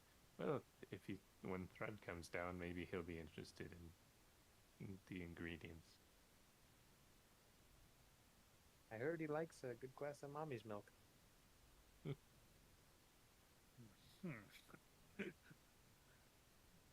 Yeah, I'll sit down and I'll start trying to. I think I have the identify spell, but I think initially I'm just going to try to like identify it like using my alchemy kit. Yeah, okay. You're working on that, Henry. Mm-hmm. You're upstairs. What would you like to do? I'm gonna help Thrud downstairs. Okay. Even though he said he could do it on his own, but still. What's the best way to describe this? I don't know how you're helping him, but bless you. I think I was just called fat. I don't know how I feel about it. Right. This is a small. You know what I'm saying? Like there's a height difference. I'm gonna here. act like a cane for this man. He's just like rip, rip, rip, rip. You're He's just using you like this. He's just like 100%. Yep. I'm gonna stiffen up real good. whoa, wanky. Oh, wait, what? Mm-mm. So you guys head downstairs. Oh yeah, real stiff. Yep, Thread is going to attempt to. Okay, you guys make it downstairs. What's Shriek doing? You think he's just kind of loitering? Shriek is going into every place that he can to look for baubles and knickknacks and all sorts of strange stuff. Make an investigation check for him.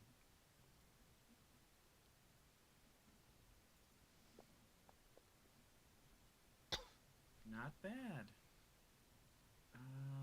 Let's see.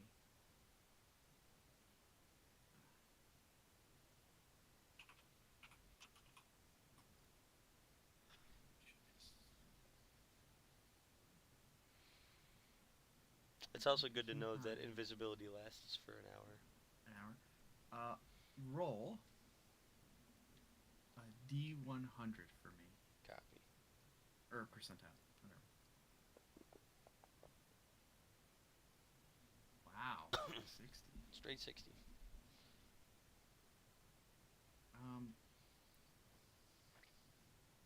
He finds a key that had fallen kind of in the crack of the stairs that had caught his eye just barely as he's walking up, and it's a rather large key. If the key's like this, it's the round part is like that. It's pretty big. Wow. I would, or Shriek would like to grab the key. Okay. Does there look like there's anything on any of the 4 levels that might require this key?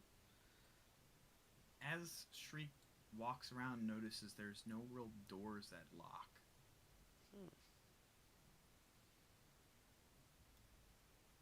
Strange.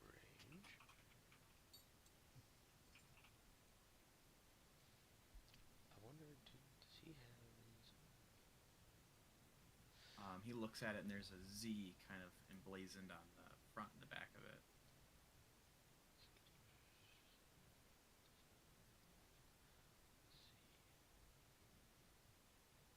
I'm looking to see.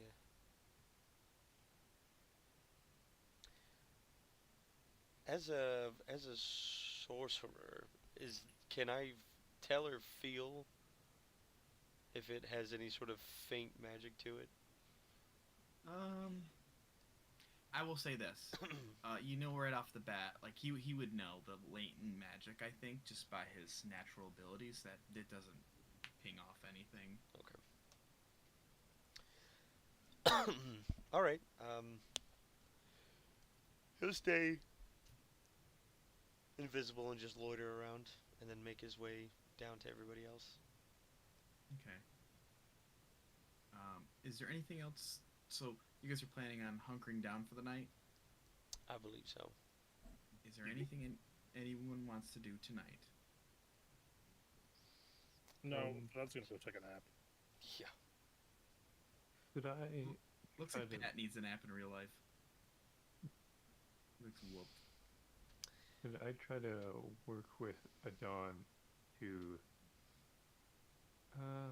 like maybe set up like something to block the front door, so it's easy for us to get out, but hard for someone to like break in. Like, I don't know if there's a lock on the door, which I guess that would be a simple solution.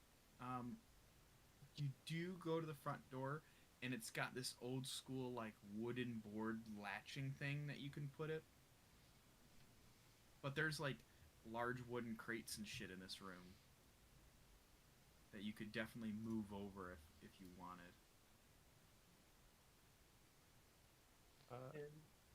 Let me read the book before I ask this question. Say what? Nothing. Just read. Come back to you. Yeah, I'll come back to you on a. Yeah, and then also just trying to see if I can alchemically identify this liquid.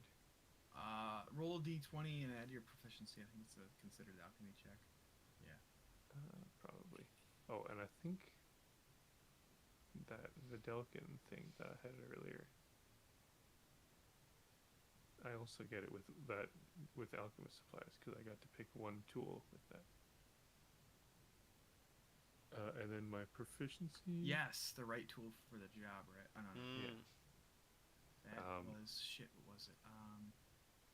It was something in here. What is that? Traits, proficiencies, tireless precision. That's what it was. Yeah, that was it. Yeah. So that's really good. 18. 18 plus 2. No, yeah, plus 2. Yeah, plus 2. Dirty 20. Which one are you trying to identify? There's 3. I think initially the one that had the magical glow. Yes. Okay. And I think I'm gonna be careful with it in case it's like dangerous. You take a moment, you look at it, and it's got this golden syrupy look to it.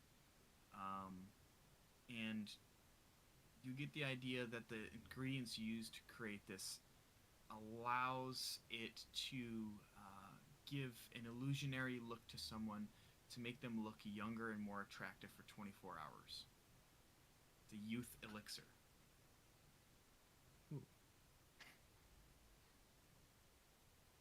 You want that in your inventory? Sure, yeah. All young and shit.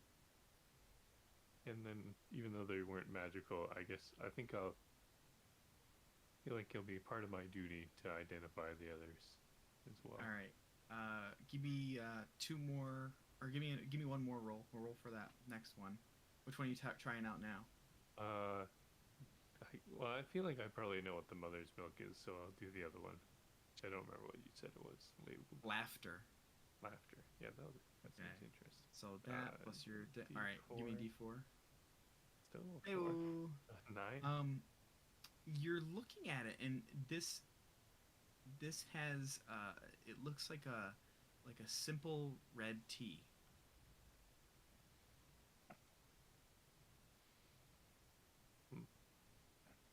All right.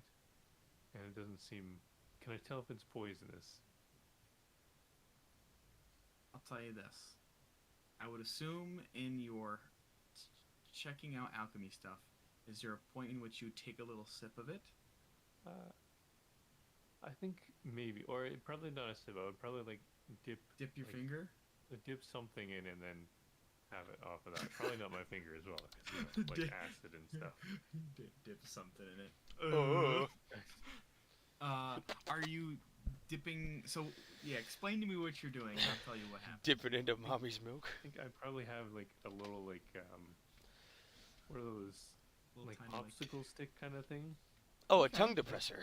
Yeah, I was imagining one of like a those. Cold Stone Creamery really tiny like spoon.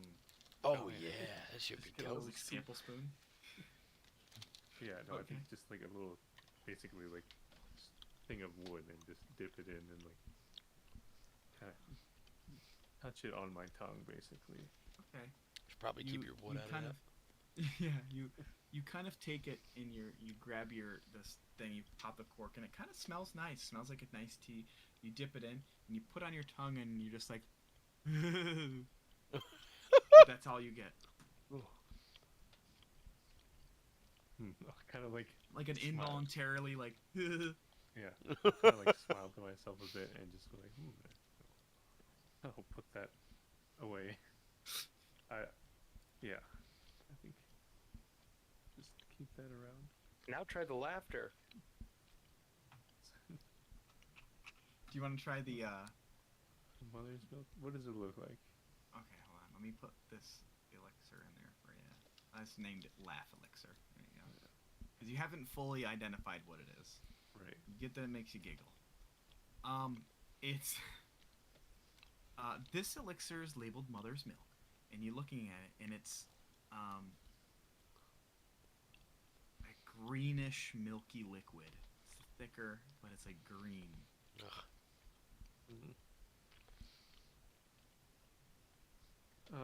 I'm gonna. I don't like those two Start- words together. It's gross. I'm gonna cast identify.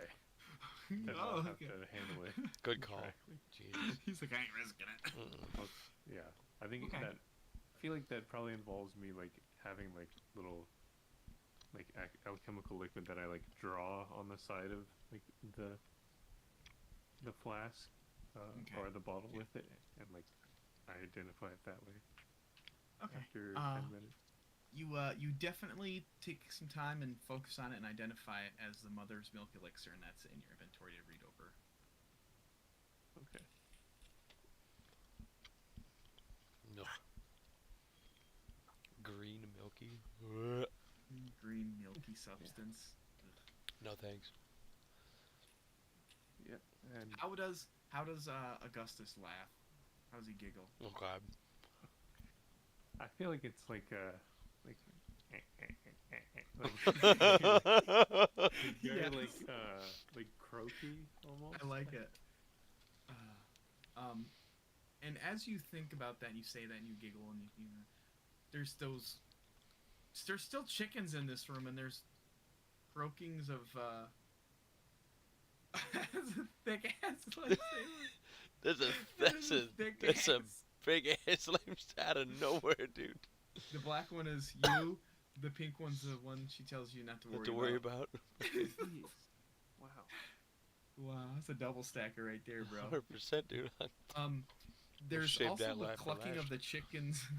The clucking of the chickens in the room, and there's those frogs. There's a frog, like a lot of them, ribbiting from somewhere in the room. In this lower floor. It's just all Augustus.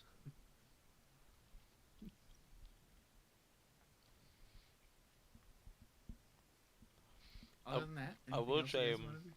We'll say Henry will take a good amount of time, probably like an hour, maybe an hour and a half, to sit and meditate.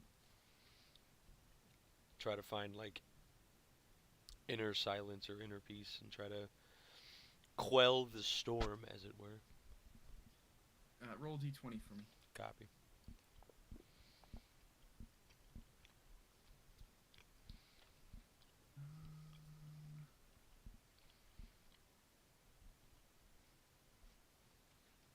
As you kind of,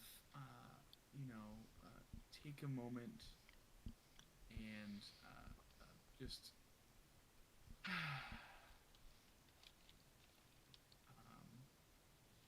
you're able to kind of drown out the sounds of the clucking, the rivets, the general commotion, sounds of the windmill rotating, but you find rest. Anything else anybody wants to do? So we haven't really talked about it, but with the book, the alchemy, crafting, enchanting book, Yes. have you kind of thought about what level we should be using recipes at? Let me take a look. There's 5 levels, and I don't know what we would be considered.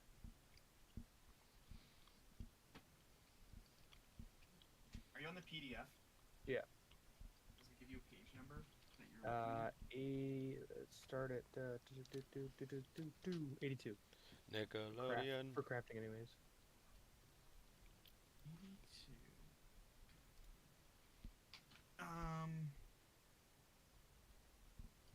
Oh yeah, because you're either novice, apprentice, what is it, expert, artisan, and master. I would probably say to start off with, just as a general way to kind of lead up, I'd probably say something like novice. Yeah, that's fine. That's fine. I just wanted to make sure before I started going crazy.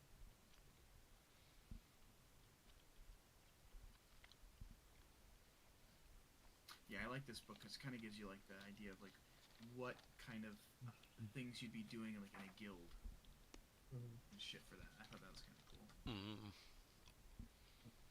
And I think for before Augustus sleeps, or like he's gonna try to go to sleep, but I think he's gonna be too restless after like discovering what that mother's milk is like, and I feel like he's gonna be like thinking about the laugh elixir too much, and so he's gonna get up and sit for 10 more minutes and identify that one. Yeah. Yeah, I think he's gonna just not be able to sleep without discovering it. Okay. And then probably because I imagine it's probably pretty late, right? Because it was already like almost like nighttime. Yeah, it's definitely at this point when you guys got all settled and after like searching the rooms and stuff, it's probably pushing like 10, 11. Oh yeah. Especially after like you guys just spent a whole day just walking and traveling and the trauma. Right. Yeah, so I think Augustus is pretty tired and just kind of finds a spot, lies down. Oh yeah, we love trauma. Images or map. Just want to share this again because I don't think Pat has this. That would be correct. Use right tool for the job to create some. What are they called? I just lost them. Let me see if I have that. Weaver's tools. Weaver's tool. Okay. Shit. Where did I save that? Let me go. The Moonweaver's tools. What the hell? Just a regular Weaver's Weaver. tools. What is this? I think it downloaded as. Magnus, you catch what I just said? The Moonweaver. The Moonweaver's tools. Weaver. See if I can find this. Looking at you, campaign 2. Yeah.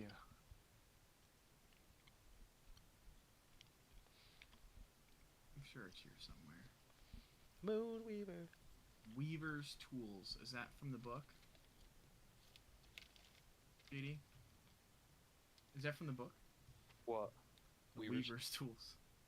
No, it's just tools. Well, it's in the book, but I just The- assumed it was the type of tool. The alchemy book or this the regular book? I mean, they're used in things in the alchemy book, but I don't know if it's specific to that. I assume yes. I don't know where I saved that file, the PDF to. It's whatever. I can forward it to you. Oh, you know what? I emailed it to you, dudes. No, they're just a part of artisans' tools. Oh, okay, cool. Yeah, that's fine. Make a right tool for the job. Don't have to do anything. They can magically create them over an hour of uninterrupted work that can be done with a short rest. Nope. No, okay. Yeah, you're good. Magically create them. That's so weird. I wonder where it comes from. It's so weird. Oh yeah. You don't want to know. You just kind of mess around and then things show up. Like a shoelace, and that's your weaving It's true. string, I guess. Oh man. Yo, Pat, I was so excited when I seen that. I was like, bruh. Mm-hmm. Season 3 of Critical Role. Legend of Vox Vox Machina. Got a green light. For season 3, they haven't even put out season 2 yet. Wild. So, are you guys just gonna take shifts, just keeping an eye out? I will take first watch, please. All right, make a perception check as everyone's trying to huddle in here and kind of get some rest with these frogs and these chickens. Make 4 2 perception. Shit. I fell asleep. Oh my god. Um, 4 or 5 hours pass by. Seems to be nothing of note. Who's relieving you so you can get some rest? That's a good That would question. be Thrud. Oh, All right, Thrud, give me percept. grumpy ass Thrud gonna wake up all groggy. Get some rest. Wake up. Nice. Gotta watch out for the witches. Oh my god. As you're kind of keeping an eye out inside and just kind of walking around the outskirts as well,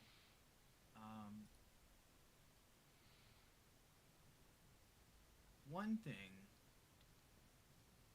that you do notice as you're walking the grounds, Thrud, is about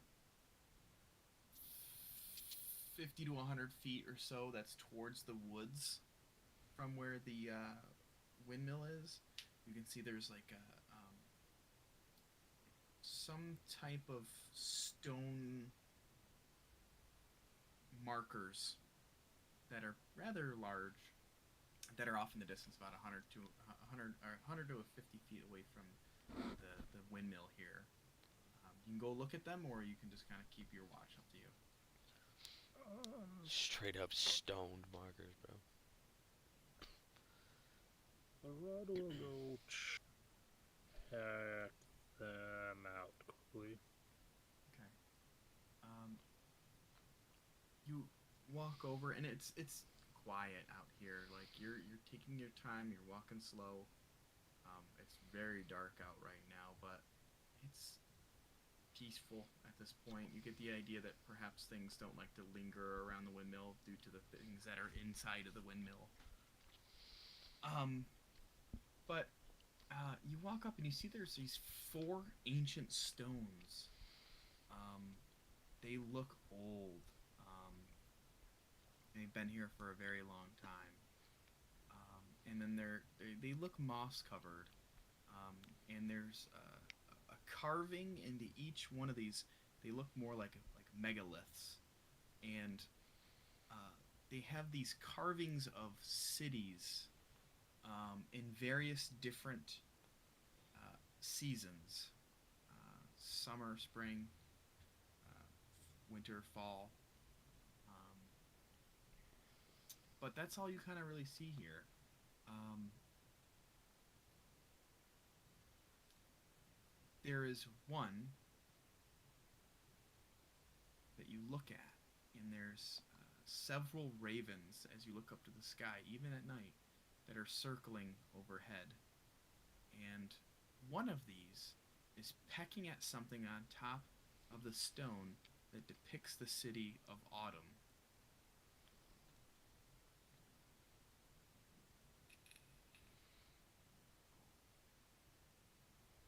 I wonder it's going to take a few minutes to ritually cast Speak with Animals. Okay. Taking time. He's going to sit there and, do his thing. And after he finished prepping and casting the spell, he's going to... excuse me. Is there an issue you seem to have with that particular stone? As you get closer and kind of have engaged conversation, you can see that this raven is pecking at a dream pastry. And you step on something on the ground that crunches a bit under your feet as you get closer. And you look down, and it's just a pile of small children's teeth. And the raven just kind of looks up at you and kind of tilts its head, and it's like, hello.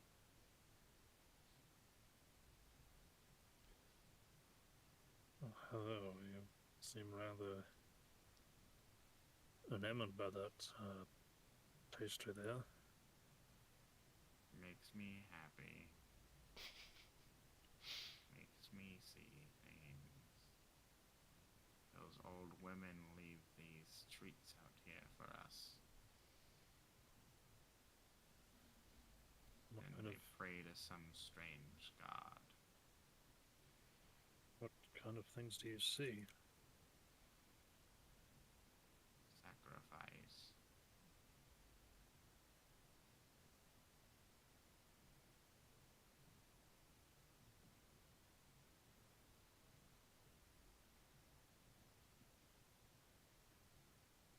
Sacrificing them to you. Are you referring to whatever those creatures were in the windmill, or something else? Old ladies.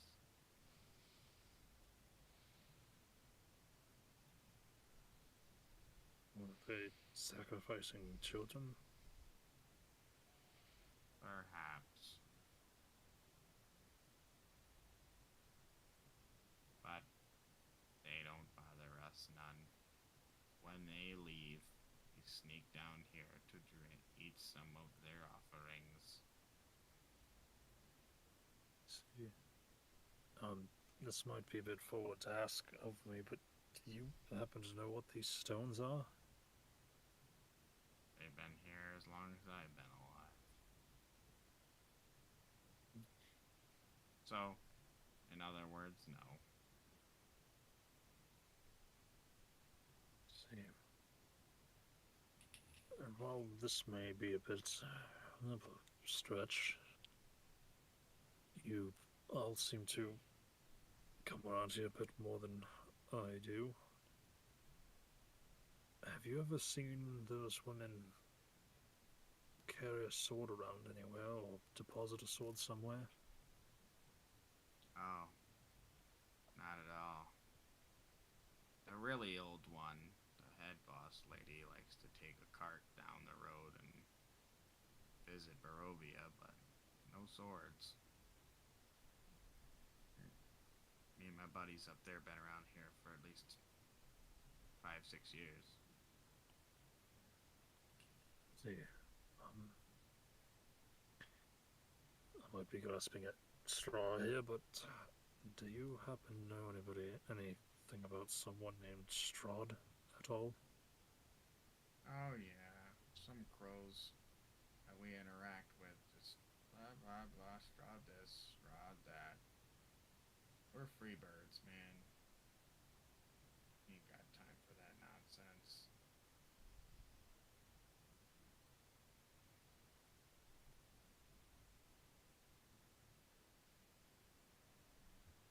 See, well, I have a question for you since you're just in the mood of asking questions. What's a straw? no, not a straw, a Strahd. No. You said something about grabbing a straw. What is Well, that? have you ever seen hay before? What do you like? What like what do you mean? You know, the big round things that the farmers feed their cows. What's a farmer? The two-legged creatures that plant food in the ground for others to eat. Oh. I understand. She's gonna kind of like sit there and look at him and kind of like just smile a little bit. Then he is going to pull out his spice pouch and he is going to take out a handful of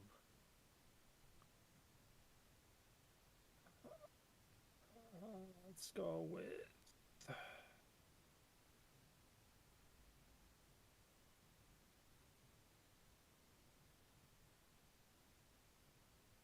parsley, I guess. Mm-hmm. And he's just gonna kind of like hold it out to see if the raven is interested in all in it. He's just pecking away at this dream pastry. I'm just seeing how he is. Thro's just gonna kind of reach out and he's gonna grab the pastry. Is it in like a little like tin or something? Yeah. Throat's gonna like just grab the tin. He's gonna spin it upside down and just smash it into the ground.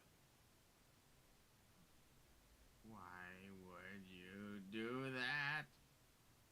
Ah! And then all the other ravens are gonna start to fly down and swoop in on you. Oh, They're not happy you did that. Quizzically raise an eyebrow and just like stand up slowly, I guess. They are on their way to you. They're flying. Are you running or are you staying your ground? That's just gonna, I guess, stand his ground. Really? fly, you fool! Fly! How many birds are there? Fucking a million, probably. There's a lot. I was told several, so that would mean at least 7. 7 at most. Minimum must do Seven. combat Well, with 7. I would say like, maybe like 6. Okay, And they're so flying at you. And they are going to attack you with their beaks. Homie's getting attacked by the cuckoos. Was it 23 hit? Legend is Zelda. Oh, 23. 23 would hit. Ooh. Whoops. This man hit too many of the chickens in Legend of Zelda. You take 4 points of damage. So you actually have 4 because you got some rest. Okay, I was gonna ask, was Thor asleep long enough for a rest? Yeah. Yeah. Mark that. Okay, you got that. Kind of like standing there watching the one that's on this rock. One's just gonna fly it into like. I don't know why. I just have the image of its like beak just into his chest, and there's just birds stuck out of thread. It's like straight line bird just. Yeah. They're just gonna go. Ow. He's gonna look down at the bird. Oh, we done here? Pop him like a They're grape. still attacking you. Are you defending yourself or no? This Sure. is a swarm of ravens that are just like swirling around you. Squeeze him like a pimple. Sure, Thread will kind of just like drop the parsley on the ground and like brush his hands off. I guess we're doing this. And he's gonna kind of pull his hand axes out. Okay. What are you gonna do? He's gonna, I guess, just to come by, swing at him. Okay. Make it your attack roll.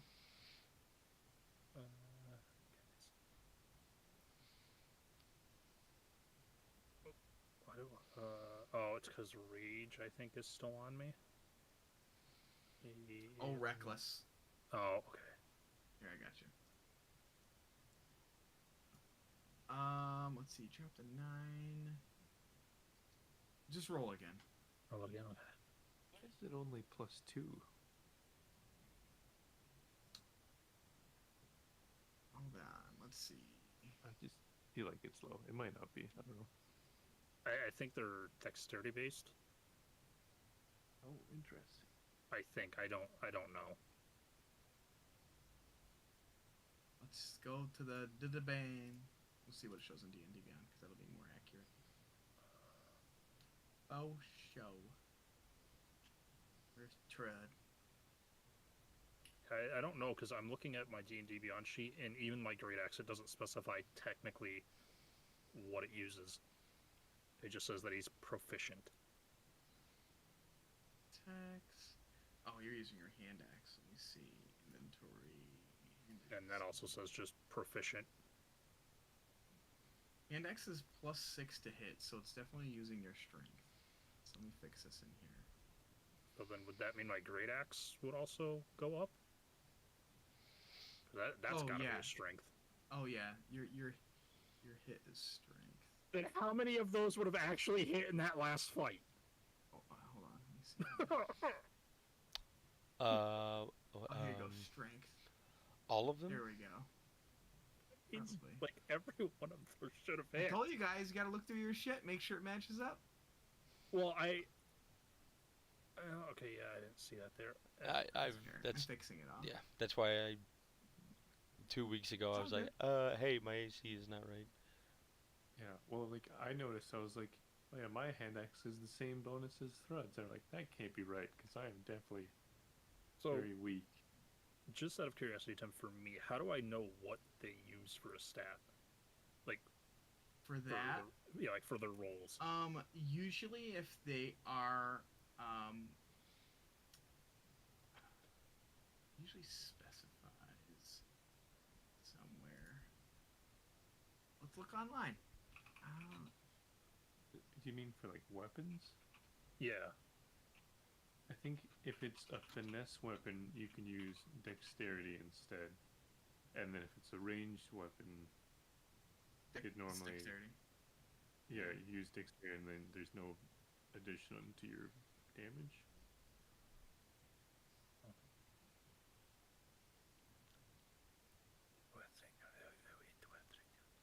Yeah, ranged is dex, melee is strength. Weapons with finesse allow you to use either or, so that's pretty straightforward. Well, you could choose. That's handy. Handy hand axe, I get it. Hell. So do you want me to re-roll that to see what it becomes now with the, or do you just want to add 4 to Oh, that your last hand roll? axe. Your hand axe hits Okay. with a 12, but yeah, either way. Roll damage. Ooh, you kill 2 birds with 1 axe. Oh man. Okay. 2-hand fighting. Or 2-weapon fighting. I swing with the other one. Hiya! They get an attack on you first, bro. Don't be getting hasty. God damn. Roll 24. And I'm wondering how much friggin' Hadron's shit was jacked up from stuff like that. They're gonna try to attack you with their beaks again. I don't think Hadron really would have that issue because Hadron really didn't swing his sight that much. Does a 16 hit? Yeah, 16 on hit. It does? Yeah. Oh man, they're having a good time. But it only has 14 AC. 10 points of damage. I'll like it. So yep, 14. Beat me to it. Alright, your turn. Okay. Hey, Boogie. Oh no, you already rolled. You rolled 24. Roll damage. 6 points of damage. Nice. You kill one more bird. There's like 3 birds left. And they're gonna attack you with their beaks. They rolled shit. Here go. 18 hits. Roll damage. Yeah, no, me. Ooh. You take the last 3 out with one sweeping pull, and it's just like blood and feathers spurting in the air.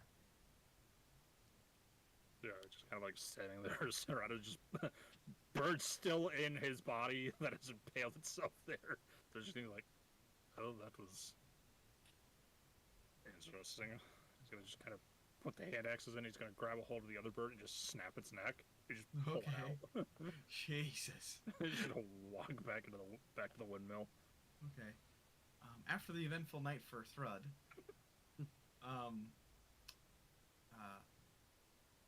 morning comes, and everyone got their full rest or spells or anything like that. Yeah, got full roll. Roll your dice. And my cup. Cool. Damn. Are you guys? So you got the 2 children, Freak and Myrtle, have kind of passed out and they're sleeping, all stretched out, because now they finally have room to kind of get comfortable.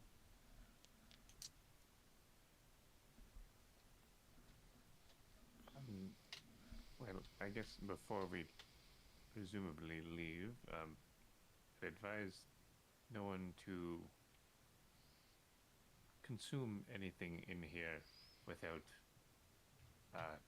checking it first. I think there's some hazardous things in here.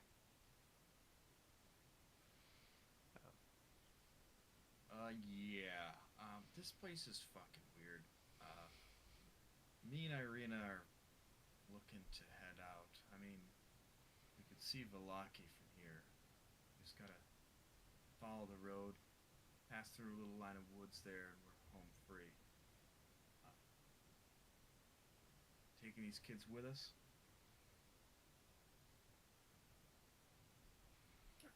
I think that's the I plan. don't know where that's gonna go, but do we really want to keep this place standing? That's also a very good point. The little girl's kind of like jumps up in there. It's like, yay, explosions! You said her name was Myrtle, not Tiny Tina. I know. Seeing her like jump up and scream explosions, Thread's gonna just kind of like lift the finger up for a minute, and he's gonna turn. He's gonna point at her. I'm like, "You're spunk, kid."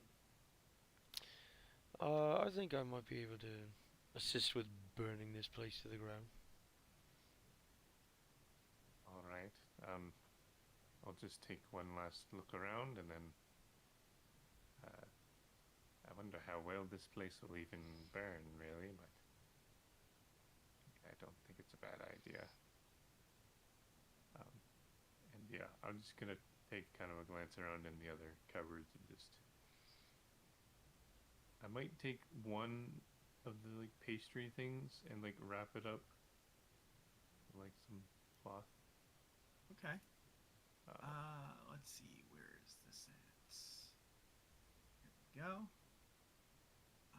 You are now proud owner Proud of a dream pastry. And then any like flammable seeming stuff, maybe like gather up. Oh yeah, to there's like the make it straw easier. upstairs. There's the clothes. I will go and grab some of that straw for sure. Okay. Out of curiosity, how heavy would you say that grinding wheel was? Take it with us. No. He gonna roll it like a fucking caveman. Oh, Thread has an idea. He gonna get his stick and just poke it down the road like a peasant. Also, you're no peasant. Credit. About over over 3,000 pounds. Oh. Okay, never mind. That's heavier than Thrud can. There goes that idea. Thrud immediately It's called a herniates. millstone. Okay. Yeah, little bit of intestine just pops out. Oh God, no. Horrible. I don't know if we can make a colostomy bag for you, Thrud. We'll tinker for it.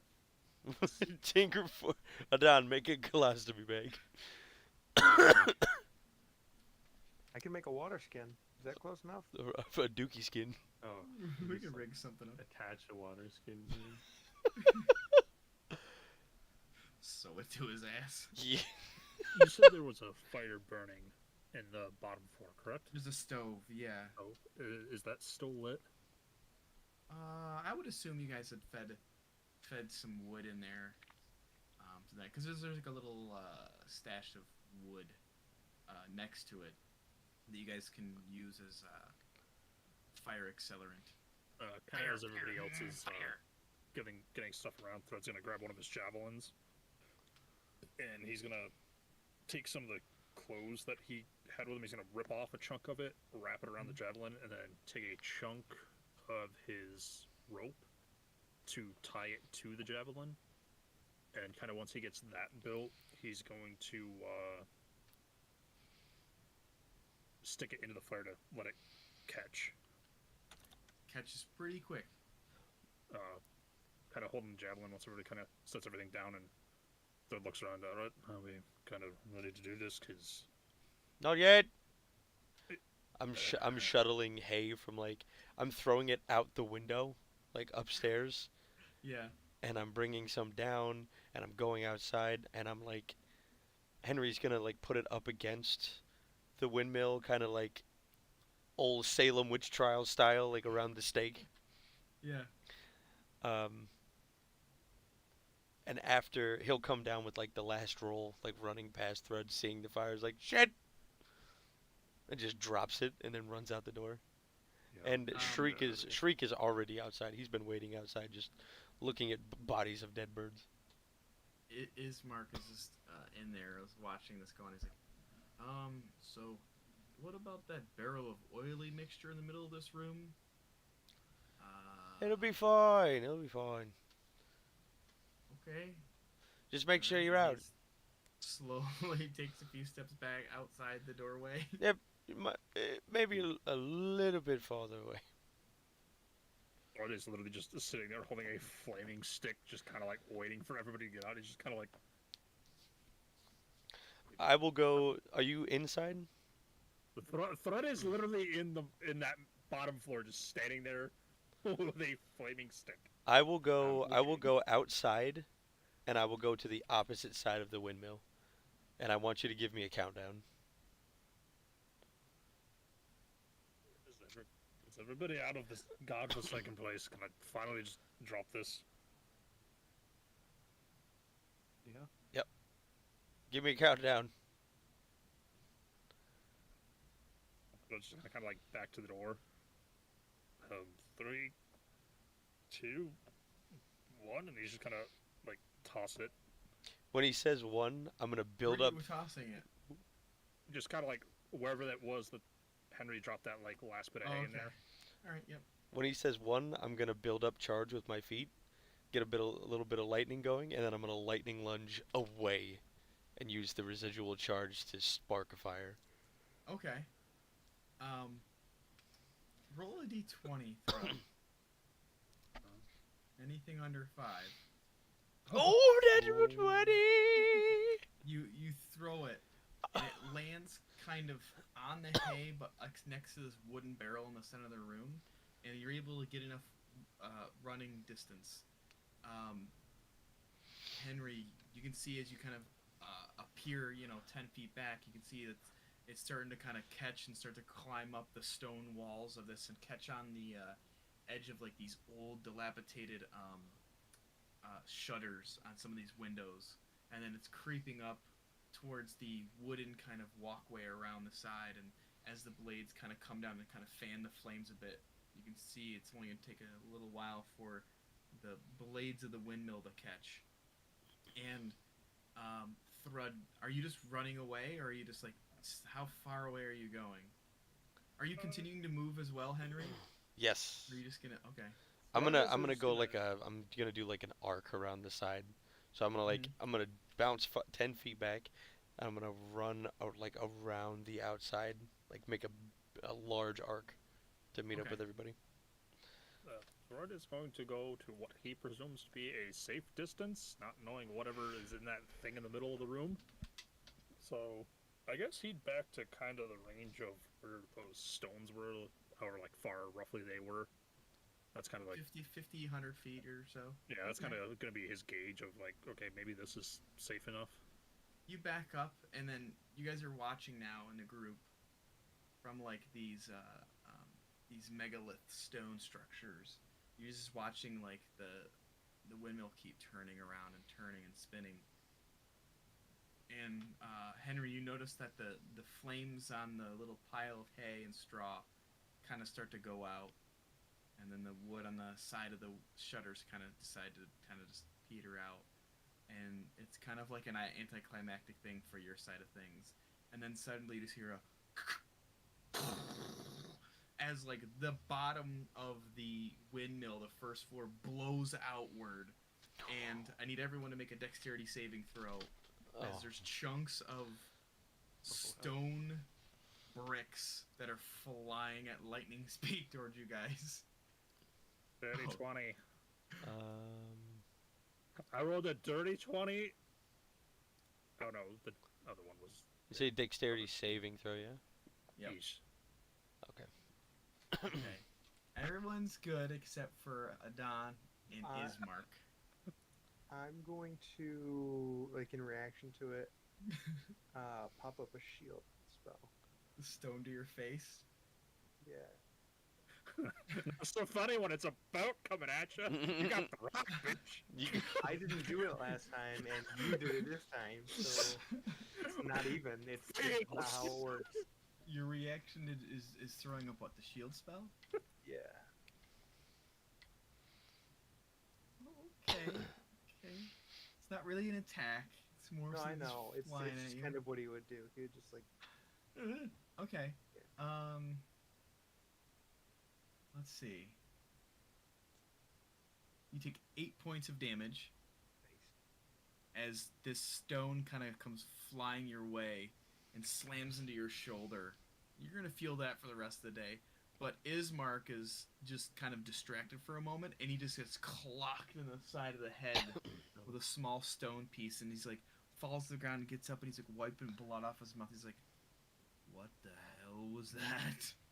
And then you see now, like, for a moment, as this kind of dust settles, you can see there's this middle stone pillar of the windmill kind of standing there. And then eventually the one blade kind of swings around and kind of gets it off balance, and it just collapses under the weight and just smashes into a pile of dust and debris, and you just hear the one chicken. Oh no. and then something too in your vicinity is dozens and dozens of frog corpses, and some that are like strewn out like.